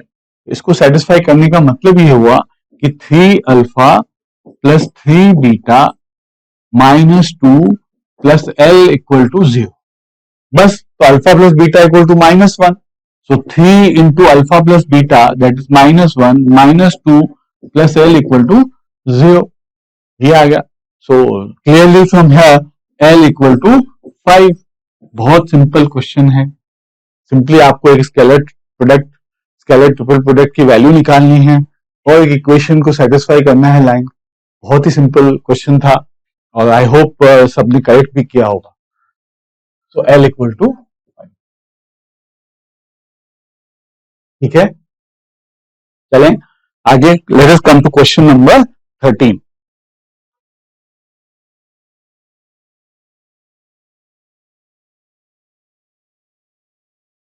क्वेश्चन नंबर 13 क्या है? Let us find out. So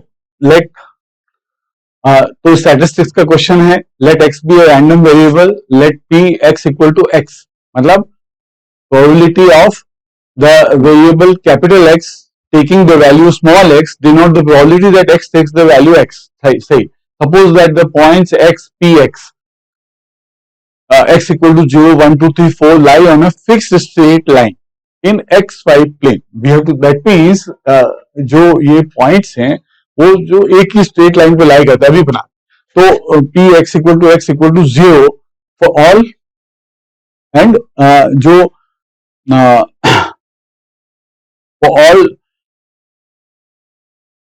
values of x in all real numbers except for 0, 1, 2, 3, 4. कोई भी जो दूसरी वैल्यू है प्रोबेबिलिटी वहां पे क्या है, किसी भी और चीज की वैल्यू की प्रोबेबिलिटी क्या है, x अगर 0, 1, 2, 3, 4 नहीं है तो इसकी वैल्यू है 0. Okay fine. If the mean of x is 5/2 and the variance of x is alpha, then the value of 24 alpha is.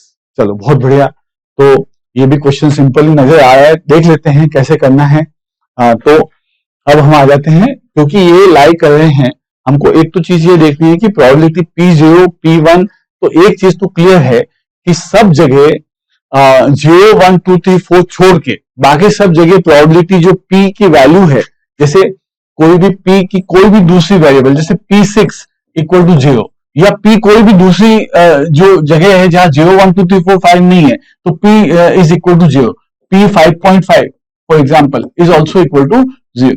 Right. तो ये हमको ध्यान रखना है कि सब जगह P की जो वैल्यू है एक्सेप्ट फॉर 0, 1, 2, 3, 4, 5 P की वैल्यू 0 आई. तो इसका मतलब ये हुआ कि ये तो मैं हटा देता हूं, लेकिन लेट मी राइट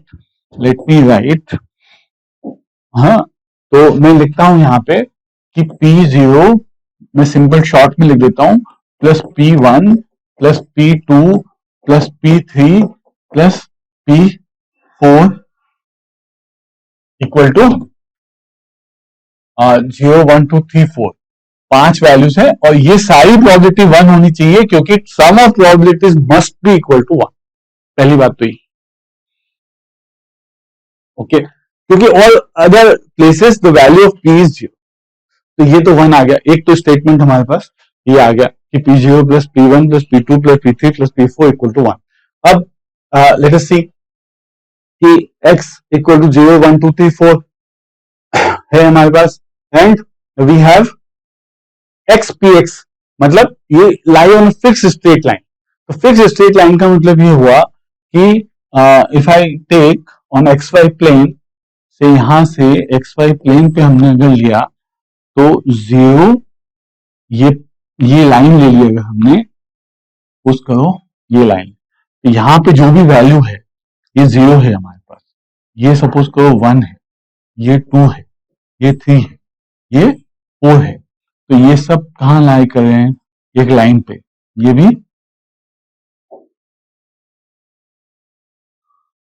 यहाँ पे।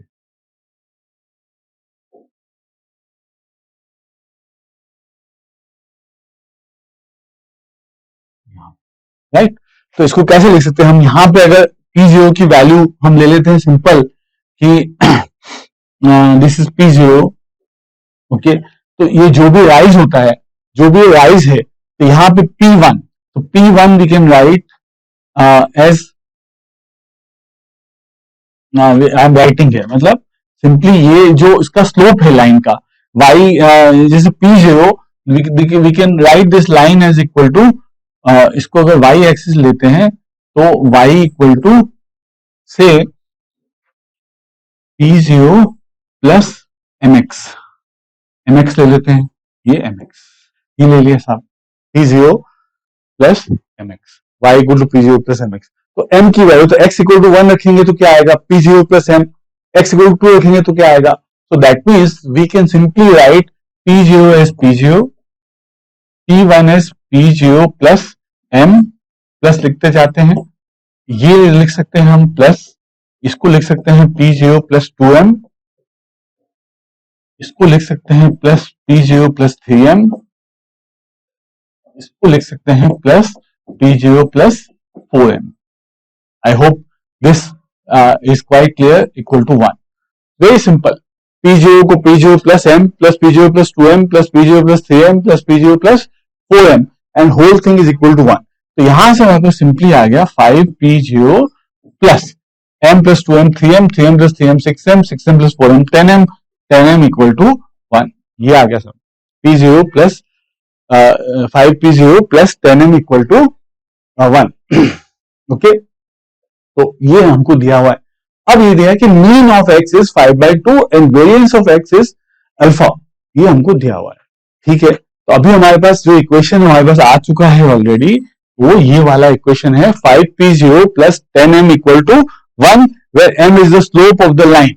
वो जो हमको बोला है कि ये जो लाइन दी हुई है कि all the points lie on the line, XPX lie on the line, वो स्लोप हमको दिया हुआ है। Let us say the slope is equal to M। तो अब क्या होगा, तो अब हम इसको कर लेते हैं आगे, ओके। सो लेट अस से मीन, तो mean is, let me just go to the next page, इसको हम कर लेंगे बाद में, let me go to the next page. So जो मीन होता है, mean is equal to summation of XPX, right? Let me write simple summation of XPX. So let us write out this, and this is given as equal to 5/2. ये हमको दिया हुआ है equal to 5/2। तो हम लिख लेते हैं इसको, तो ये क्या आएगा, इक्वल टू, अभी हमको मालूम है 0 इंटू P0 प्लस, अब यहां से लिख देते हैं 1 into P1 P0 plus M plus 2 into P0 plus 2M plus 3 into P0 plus 3M plus 4 into P0 plus 4M equal to 5/2। I hope this should be quite simple, इसमें कोई दिक्कत नहीं होनी चाहिए। सो दिस हम यहाँ पे लिखते हैं वापस 1 P0 plus 2 P0 plus 3 P0 plus 4 P0, 4 3 7 and 2 9 and 1 10 P0, 10 P0 plus ये प्लस एक आ गया M plus 4M 5M, 5M plus 9M 14M, 14M plus 16M, so 16M is 30M. This is equal to 5/2. I hope आपको ये समझ में आ रहा है?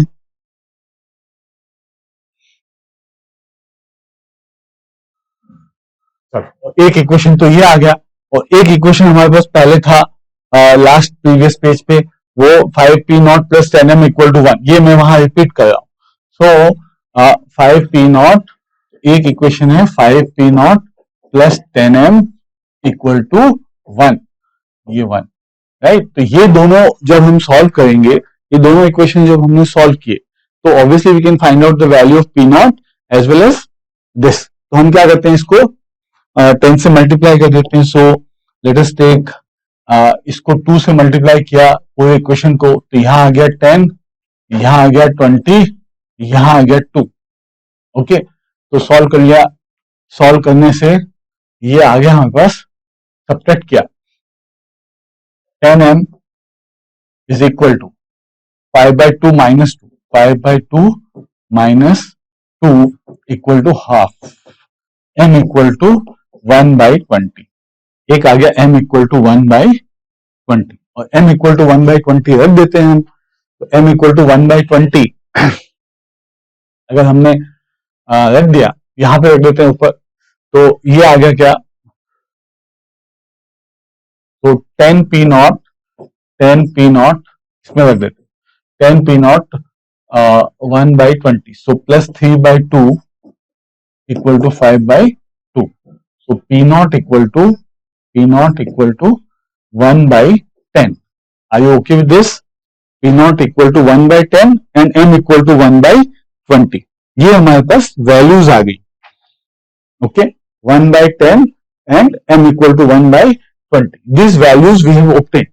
Now we have to find out the variance. तो वेरिएंस के लिए हम ये वैल्यू यूज करेंगे और ये भी वैल्यू. तो वेरिएंस का क्या फॉर्मूला है? वी नो द वेरिएंस का formula is variance is equal to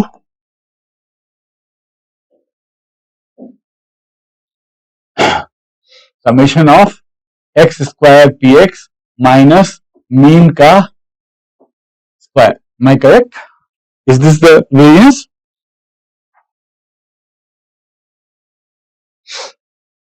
Okay, so x square px. So let us come back to this after first we calculate. तो हमको पहले नेक्स्ट एक प्लेन शीट पे जाके let us calculate the value of x square px.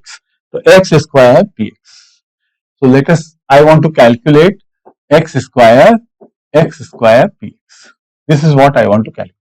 This is equal to 0 square p0 plus 1 square p1 plus 2 square p2 plus 3 square p3 plus 4 square p4. Okay, fine. And let me write down, यहां से p0 was equal to 1/10 and m equal to 1 by कितना आया था 30, 1/20. Just let me check. ये previous m equal to 1/20, p0 equal to 1/10. So ये आया था आपका 1/. Alright, so let us write out.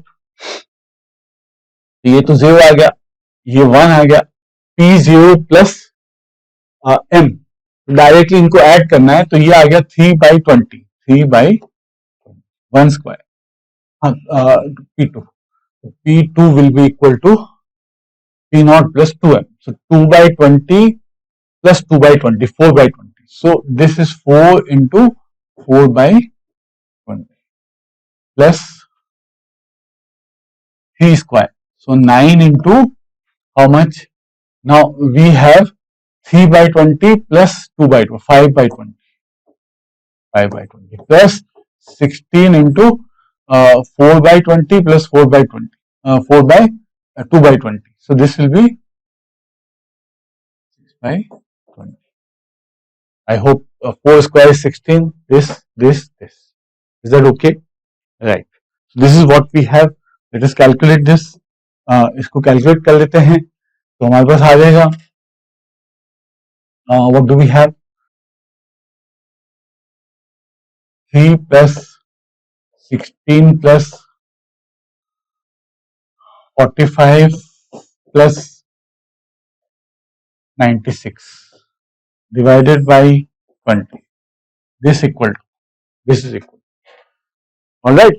So we have 19 plus 45, 64, 64 plus 96, 160. 160 divided by 20 equal to 8. All right. So ये जो हमारे पास वैल्यू आई इसकी X square P X, this is value is X square P X, इसको हम 8 लेते हैं and let us go back to our previous sheet. ये प्रीवियस शीट पे आया, हमको यहां से निकालना था तो निकाल लेते हैं. अभी X square P X we have already calculated as equal to 8. 8 minus 5/2 का होल स्क्वायर, 5/2 का whole square equal to 8 minus 25/4 equal to, तो ये आया आपका variance equal to alpha, alpha equal to ना alpha, alpha equal to 32 minus 25, 7/4, 32 minus 25, 7/4. Is that correct? Okay, so 7/4, and now they want the value of 24 alpha. That is what is asked in the question. 24 alpha हमको बताना है, तो 24 alpha is 24 into 7/4 is equal to 42. That should be the answer, 42. तो 42 answer हमारा आया है. Let us write down the answer. कहाँ पे आया ये? This answer to this question must be 42. तो थोड़ा सा कैलकुलेशन है, लेकिन क्वेश्चन तो काफी सिंपल लगा मुझे. 1-2 मिनट की कैलकुलेशन है और क्वेश्चन काफी सिंपल है. ठीक है, let us come to the next question.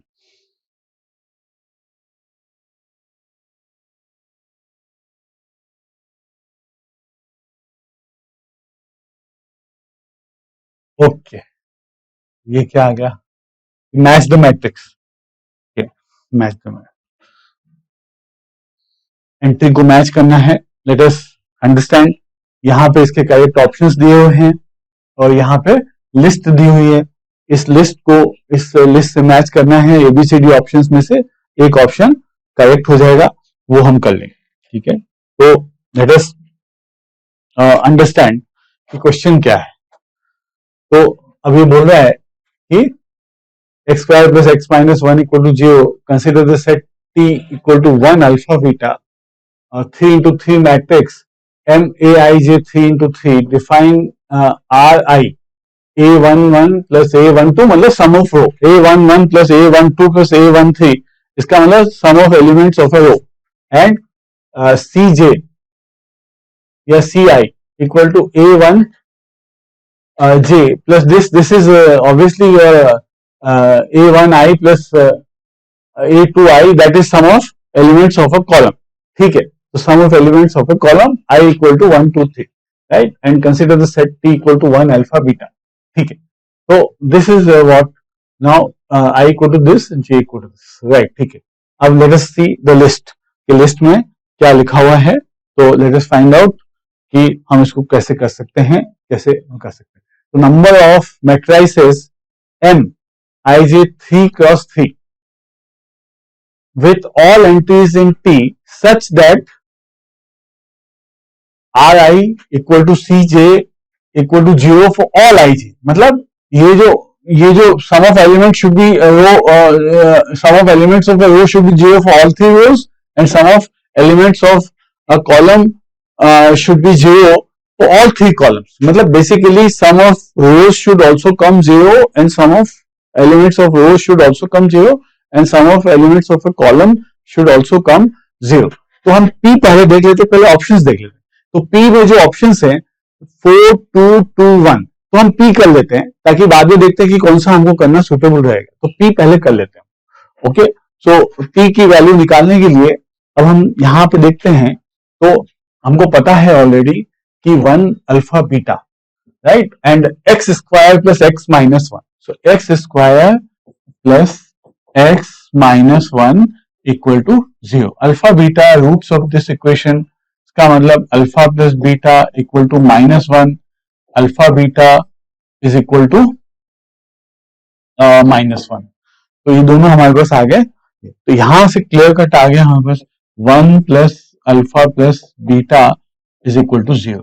ये इक्वेशन आ गया 1 plus alpha plus beta equal to 0। इसका मतलब मैट्रिक्स में अगर तीनों रोज में हमको 0, sum of elements of a row are 0 and sum of elements of column are 0, that means 1 alpha beta must be the elements।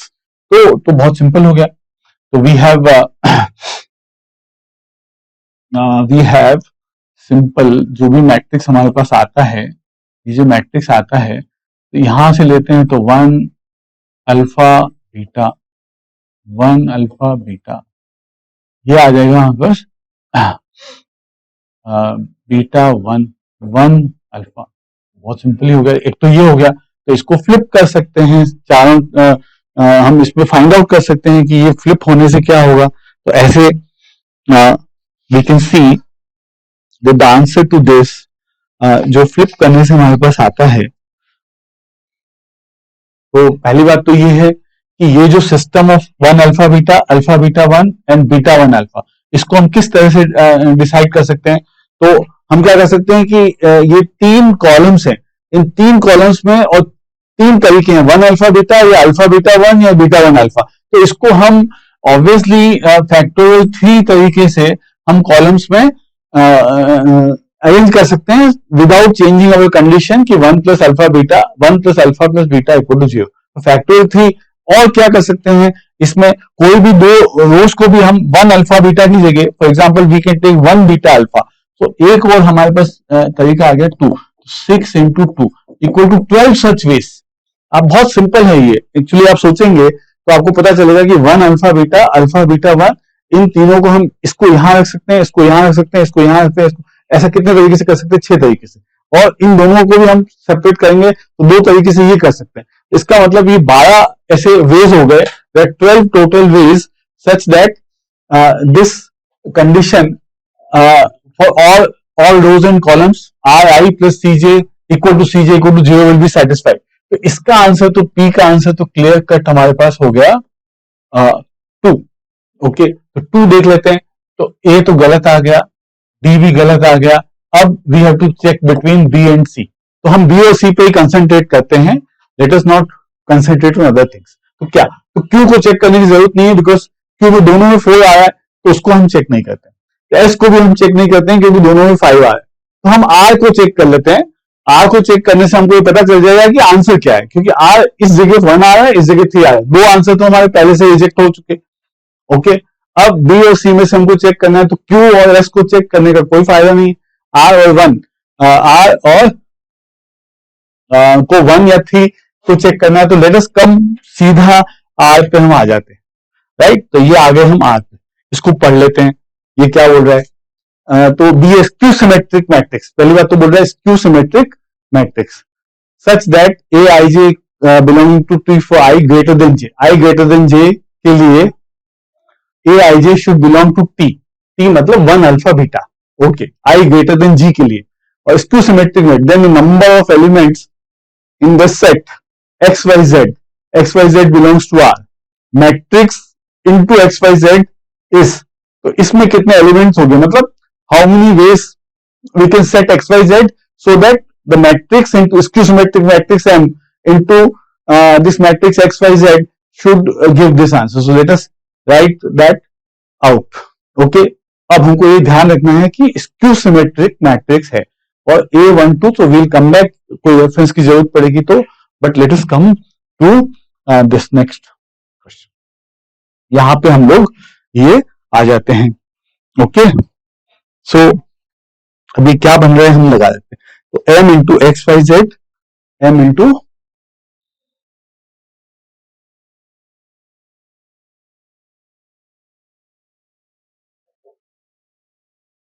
A12 0 minus A23,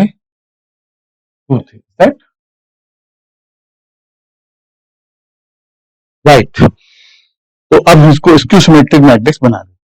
skew symmetric matrix बनाने के लिए ऑब्वियसली हमको पता है ऑलरेडी कि ये स्क्यू सिमेट्रिक मैट्रिक्स में ये जो होंगे तीनों डायगोनल एलिमेंट्स, ये तो हो जाएंगे 0।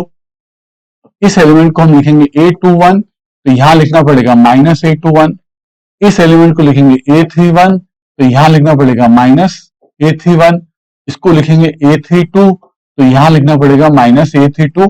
आई होप आप सबको इसकी सिमेट्रिक मैट्रिक्स पता है, 0 0 और the symmetric term should be negative of each other, तो हमने एक इसकी सिमेट्रिक मैट्रिक्स बना ली, राइट।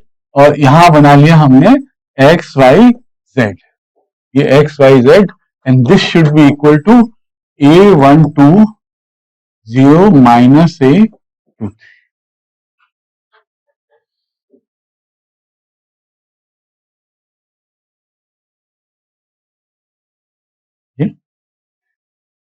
ठीक है, तो this should be satisfied such that, अब सच दैट क्या है, इसमें वापस हम एक बार इसको देख लेते हैं।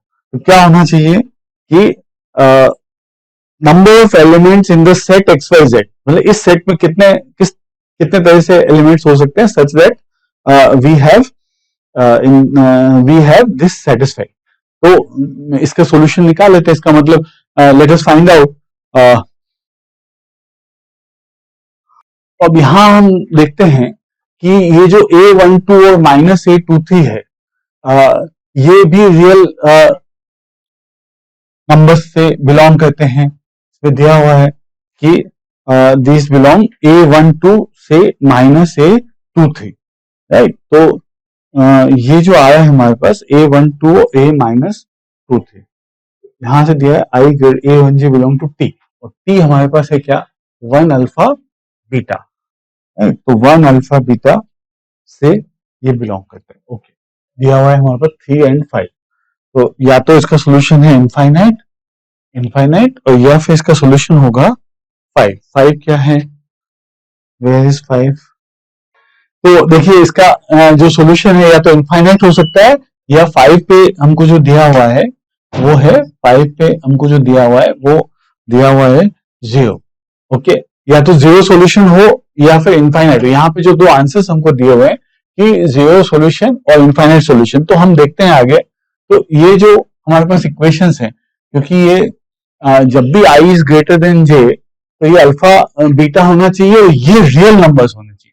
ये A12 के लिए कोई कंडीशन नहीं है, ये this should B, and i greater than j के लिए, यहाँ पे i ग्रेटर देन j जो हमने लिखा हुआ है, तो उसके लिए हमारे पास जो सॉल्यूशन होना चाहिए वो ऑब्वियसली अल्फा बीटा में से आना चाहिए। तो यहां से हम जब अल्फा बीटा में से इसका सॉल्यूशन लिखेंगे, तो ऑब्वियसली ये जो डिटर्मिनेंट आएगा आपका, this determinant m will be equal to 0। तो इसके सॉल्यूशंस आपके हो गए infinite.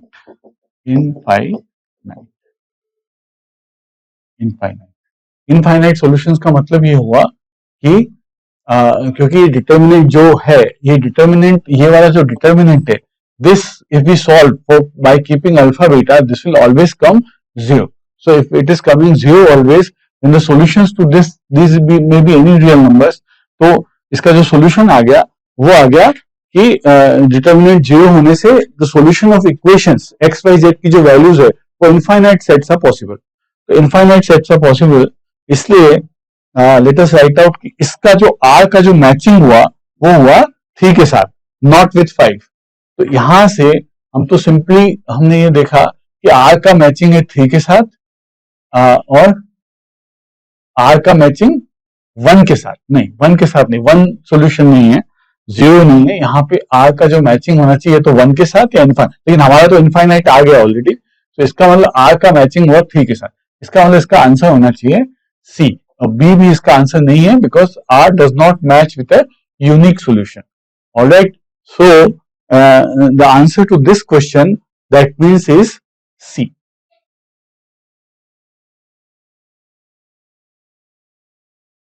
Alright, let us now आप इस क्वेश्चन में देखें कि हमको पूरे एंट्रीज देखने की जरूरत भी नहीं पड़ी। हमने एक बार P के लिए सॉल्व किया तो 2 ऑप्शंस हमारे आउट हो गए, और उसके बाद हमने 2 दूसरे बचे हुए ऑप्शंस को एग्जामिन किया, तो हमको सिंपली 2 ही जो ऑप्शंस है P Q R S की जो लिस्ट थी उसमें से हमने P को चेक किया और R को चेक किया, उसी से हमारा सॉल्यूशन आ गया। तो सारी चीज को चेक करके एग्जाम हॉल में हमको टाइम वेस्ट नहीं करना है, और हमको ये देखना है कि पहला एक चेक करने से हमारा क्या सॉल्यूशंस रिजेक्ट हो गए और फिर दूसरे क्या करने से हम पिन पॉइंट सोल्यूशन कर सकते हैं, तो उससे हमको पता चला कि P और R से हम इसको पिन पॉइंट कर सकते हैं। तो दिस इज द सोल्यूशन, ये वाला जो हमारा हुआ ये सोल्यूशन आ गया। Okay, so let us go to the next question. हम अब नेक्स्ट क्वेश्चन पे चलते हैं। Question number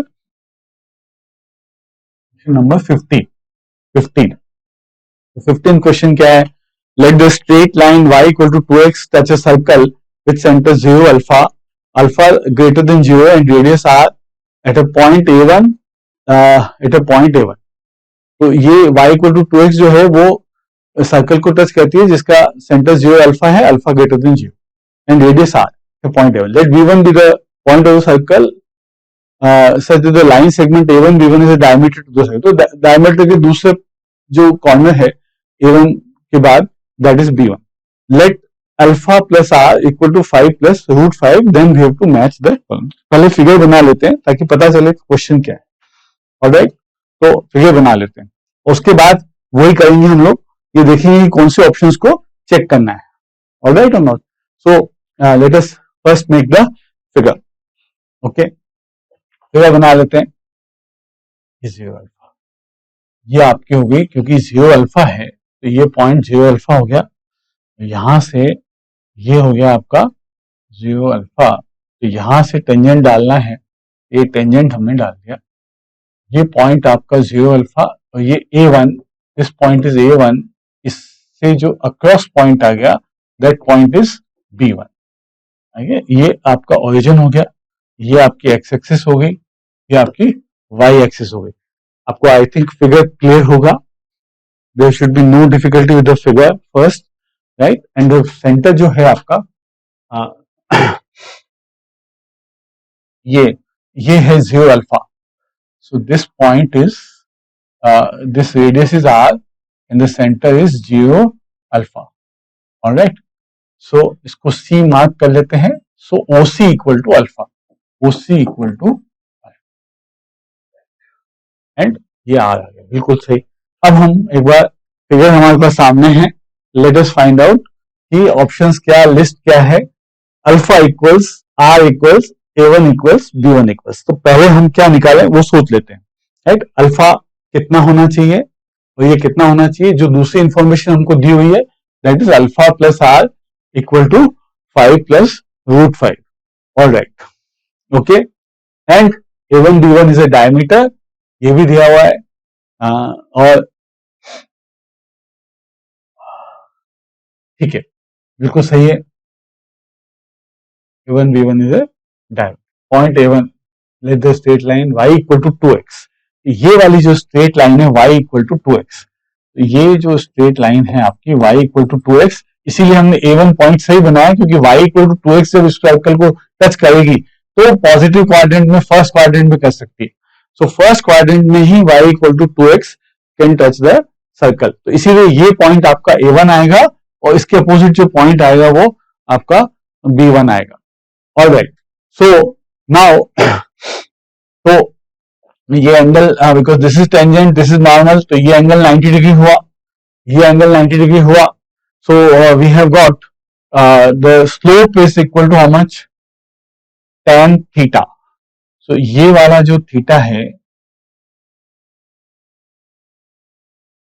theta such that tan theta equal to 2, so tan theta equal to 2, ये वाला। Okay, so obviously now we can write out alpha OA1. So let us write out to how to find out this point.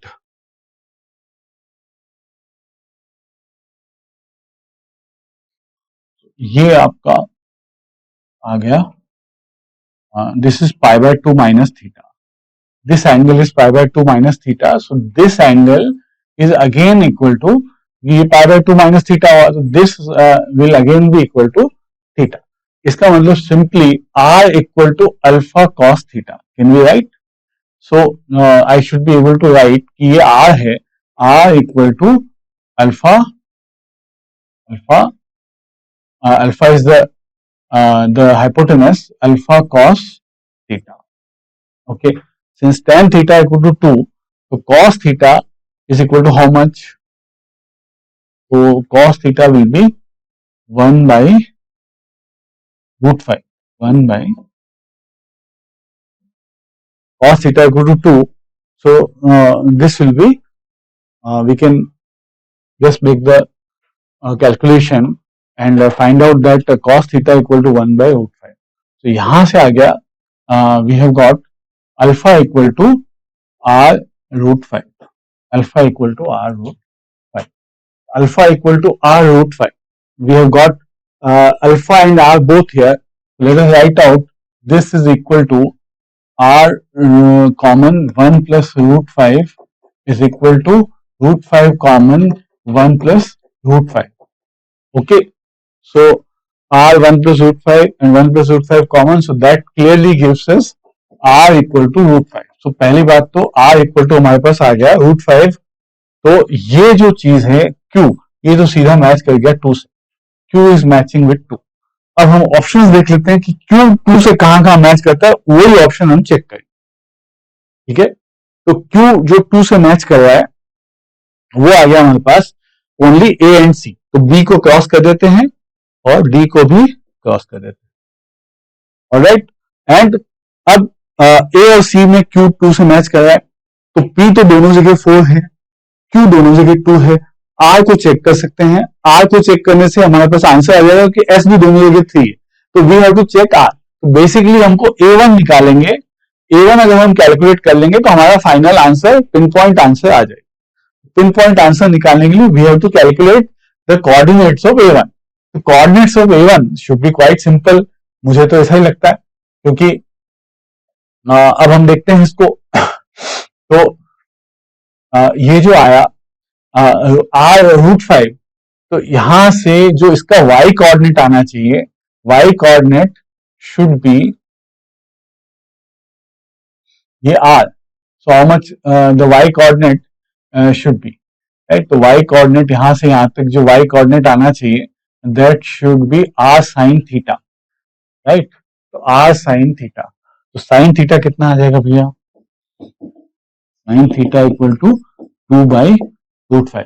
इसका जो y coordinate आएगा, sorry x coordinate आएगा, वो आएगा r sine theta.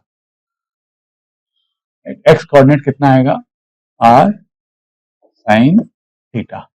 x coordinate जब r sine theta है, तो x coordinate आपका हो गया simply root 5 into 2 by root 5. Let me root 5 into 2 by root 5 equal to 2, right. तो 2 आएगा. x कोऑर्डिनेट 2 आ गया, बहुत अच्छा. तो x कोऑर्डिनेट जब 2 आ गया, तो लेट अस चेक आउट कि अब होगा क्या आगे. तो x कोऑर्डिनेट हम चेक कर लेते हैं इसमें. आंसर में 2 यहां आया है x कोऑर्डिनेट, तो 2 एक ही जगह आया है. चलो खत्म ही हो गया, एक ही जगह 2 आया, ये आ खत्म. कहां गया? इसका मतलब x कोऑर्डिनेट 2, तो इसका आंसर r का होना चाहिए 5, राइट. तो 5 x कोऑर्डिनेट 2 आ गया, तो ये r, ये 5, ये आ गया आपका answer, right. q is matching with 2 and r is matching with 5 and there is one option only which is c. a भी क्रॉस हो गया, c is correct. Answer to this question must be c, because हमने ये निकाल लिया. दो values निकालने से हमारे पास आंसर आ गया. सारी चीज हम कैलकुलेट कर सकते हैं, there is no problem. Question is simple, but जरूरत नहीं है. जब ऑप्शन हमारा आ गया इसमें ऑटोमेटिक, अब a1 के बाद जब a1 हमने कैलकुलेट कर लिया, तो b1 भी कर सकते हैं और सारे ऑप्शंस हम कैलकुलेट कर सकते हैं. But there is no need, we have come to the right option. So let us proceed forward. I hope आपने इसको समझा होगा और हम आगे चल के पेपर को कंप्लीट करते हैं. Let us come to the question number 16.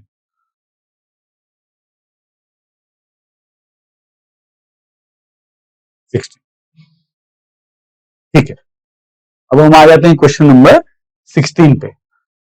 16 को हम देखते हैं. तो let y belong to R real numbers be such that lines x plus 11 by this plus L2 is x plus 16/3 and so on intersect. तो ये L1 और L2 जो दो लाइंस हैं वो एक दूसरे से इंटरसेक्ट कर रही है। Alright, and R1 be a point. So R1 be the point of intersection of L1 and L2, जो जहां पे इंटरसेक्ट कर रही है वो उस पॉइंट को बोला है हमने R1।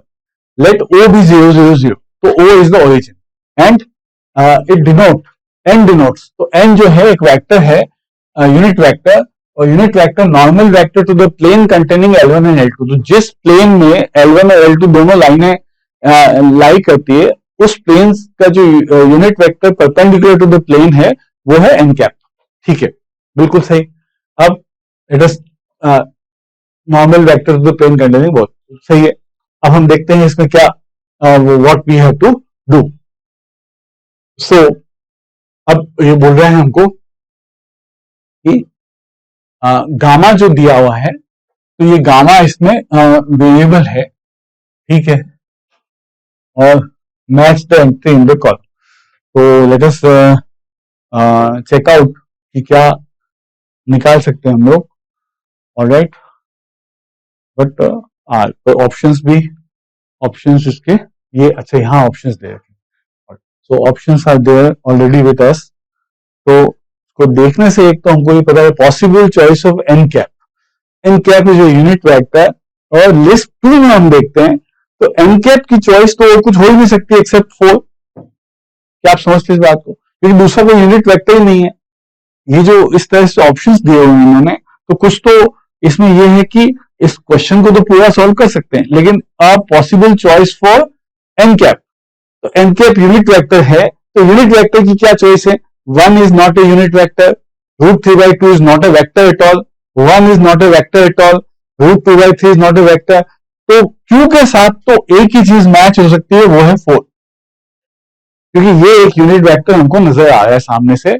इसका जो मैग्नीट्यूड है √6 i - 2j + k का, उससे डिवाइड कर रखा है। तो एक तो हम देखते हैं ऑप्शंस क्या है। तो Q = 4 जो ऑप्शन है वो 3 जगह दिया हुआ है, A B C, तो D ऑप्शन इज आउट। पहले तो बात ये देख लेते हैं कि D ऑप्शन तो हमको कैलकुलेट करना ही नहीं है। ऑलराइट, अब आ जाते हैं Q4। तो इसमें भी हमें देखते हैं कि R को तो 1 1 1 है, इसलिए इसको भी नहीं देखते हैं। अब S एंड T, तो इसमें 2 5 है, इसमें 3 5 है। तो लेट अस चेक कोई एक जो हमको ऐसा लगता है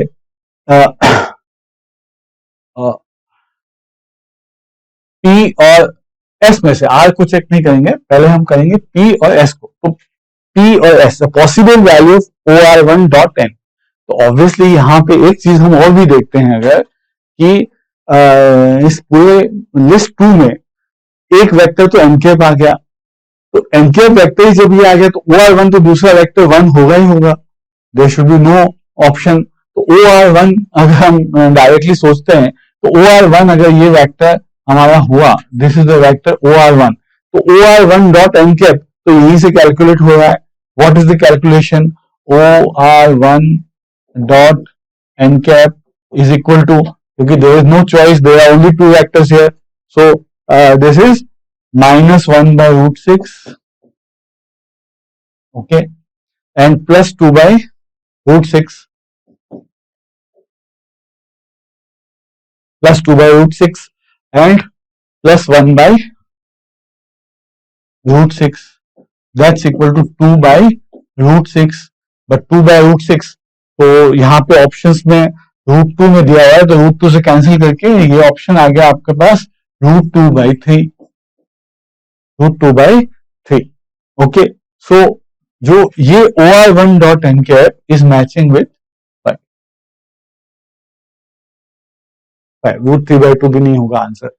सो OR1.n cap is matching with 5।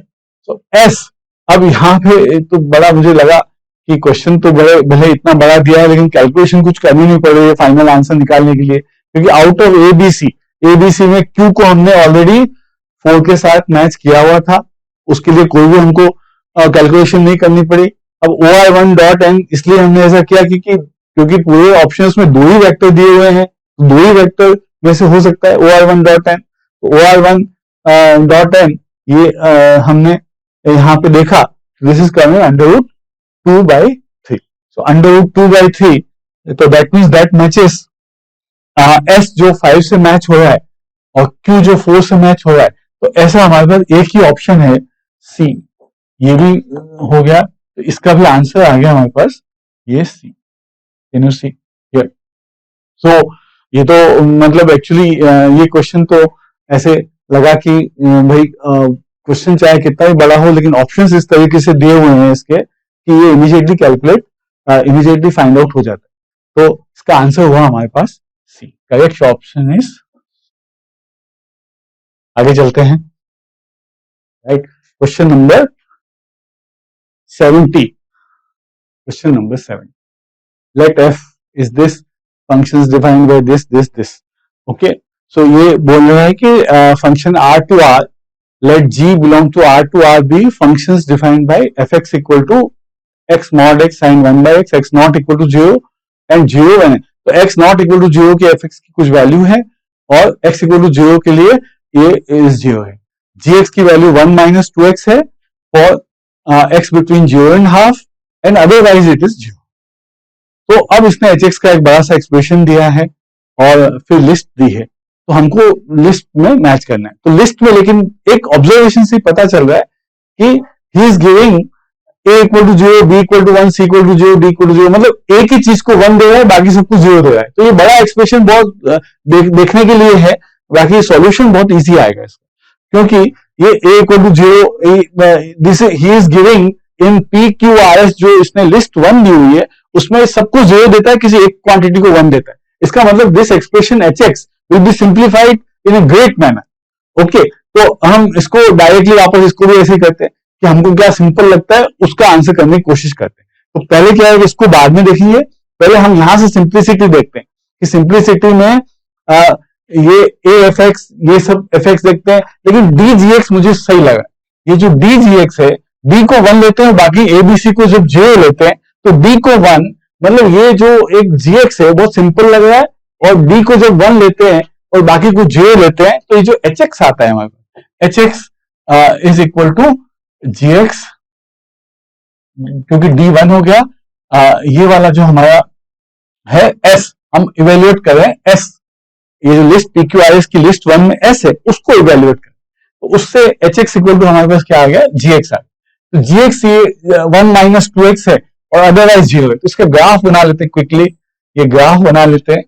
तो यहां से आ गया हमारे पास 1 माइनस 2x, तो 1 minus 2x between 0 and half, तो 0 पे हम इसकी वैल्यू 1 आएगी और हाफ पे इसकी वैल्यू 0 आएगी और सब जगह इसकी वैल्यू 0। तो यहां से late me just make the graph कि ये जो आ गया आपका, ये ग्राफ यहां आ गया, तो यहां से ये ग्राफ आगे चल रहा है, ये पूरा ग्राफ है, मैं ब्लैक बना देता हूं मैं तो, और यहां से वापस ये ग्राफ ऐसे चल रहा है,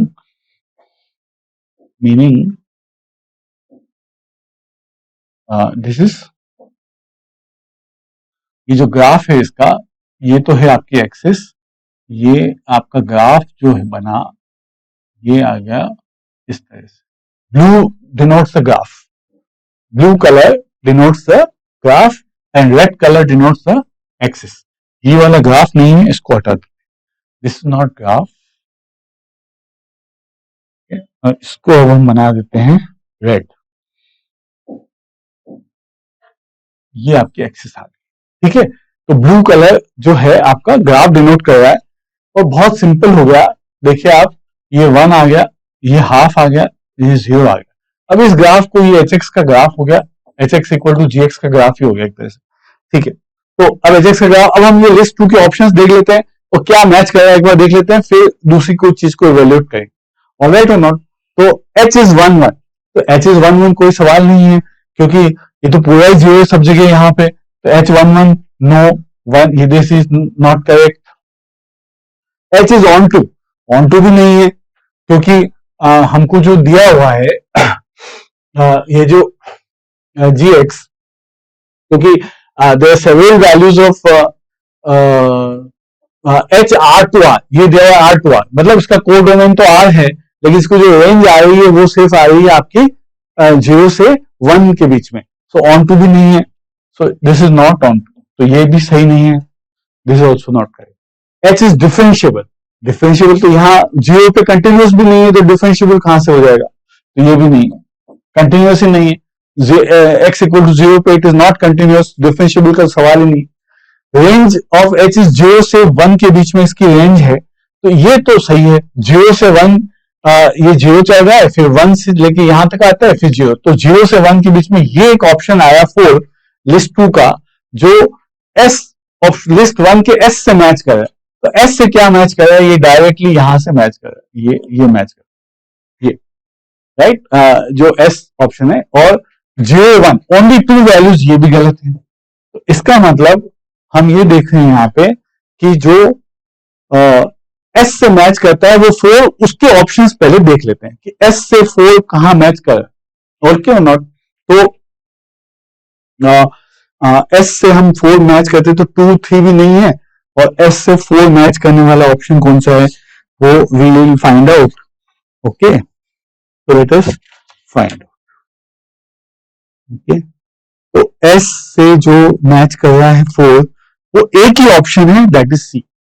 S से जो 4 मैच कर रहा है वो एक ही ऑप्शन है, सी वाला, ये वाला जो ऑप्शन है वो S इज 4, और नीचे भी जो ये ऑप्शन है आपका D वाला ऑप्शन है, उसमें भी S इज मैचिंग विथ 3। तो ये तो कुछ करना ही नहीं पड़ा, ये तो क्वेश्चन इतना लंबा दिया हुआ है, देखने का सिर्फ सॉल्यूशन इसका 10 सेकंड का है, और जो इंटेलिजेंटली इसको सॉल्व करेगा उसको कुछ भी सॉल्व करने की जरूरत नहीं है, सिर्फ क्वेश्चन ठीक से पढ़ना है, उसी से पता चल रहा है कि this question will be solve very easily, only paragraph बहुत लंबा है बस, और कुछ नहीं, राइट। तो इसका आंसर आ गया हमारे पास डायरेक्टली, क्योंकि एक ही मैच कर रहा है तो आंसर ही आ गया, तो आगे करने की जरूरत ही नहीं है, तो ये आ गया आपका सी। ओके ओके बच्चों, तो अभी ये हमने पेपर 1 के अप टू क्वेश्चन 17 हमने कंप्लीट कर लिए हैं मैथ्स के, और दूसरे सब्जेक्ट्स में भी आपको सारे सॉल्यूशन मिलेंगे इसी तरह से। जो ये सॉल्यूशन किस तरह से हमको एग्जाम में अटेम्प्ट करना है, उस तरह से हमने इस सॉल्यूशन को आपको प्रेजेंट किया है। बाकी पूरे जो डिटेल्ड सॉल्यूशंस है वो हम कभी और किसी वीडियो में देंगे, लेकिन अभी एग्जाम में कैसे इसको हमको किस तरीके से देखना है वो एक बहुत बड़ा इंपॉर्टेंट चीज है। तो ये पूरा पेपर हमने सॉल्व किया है। धन्यवाद।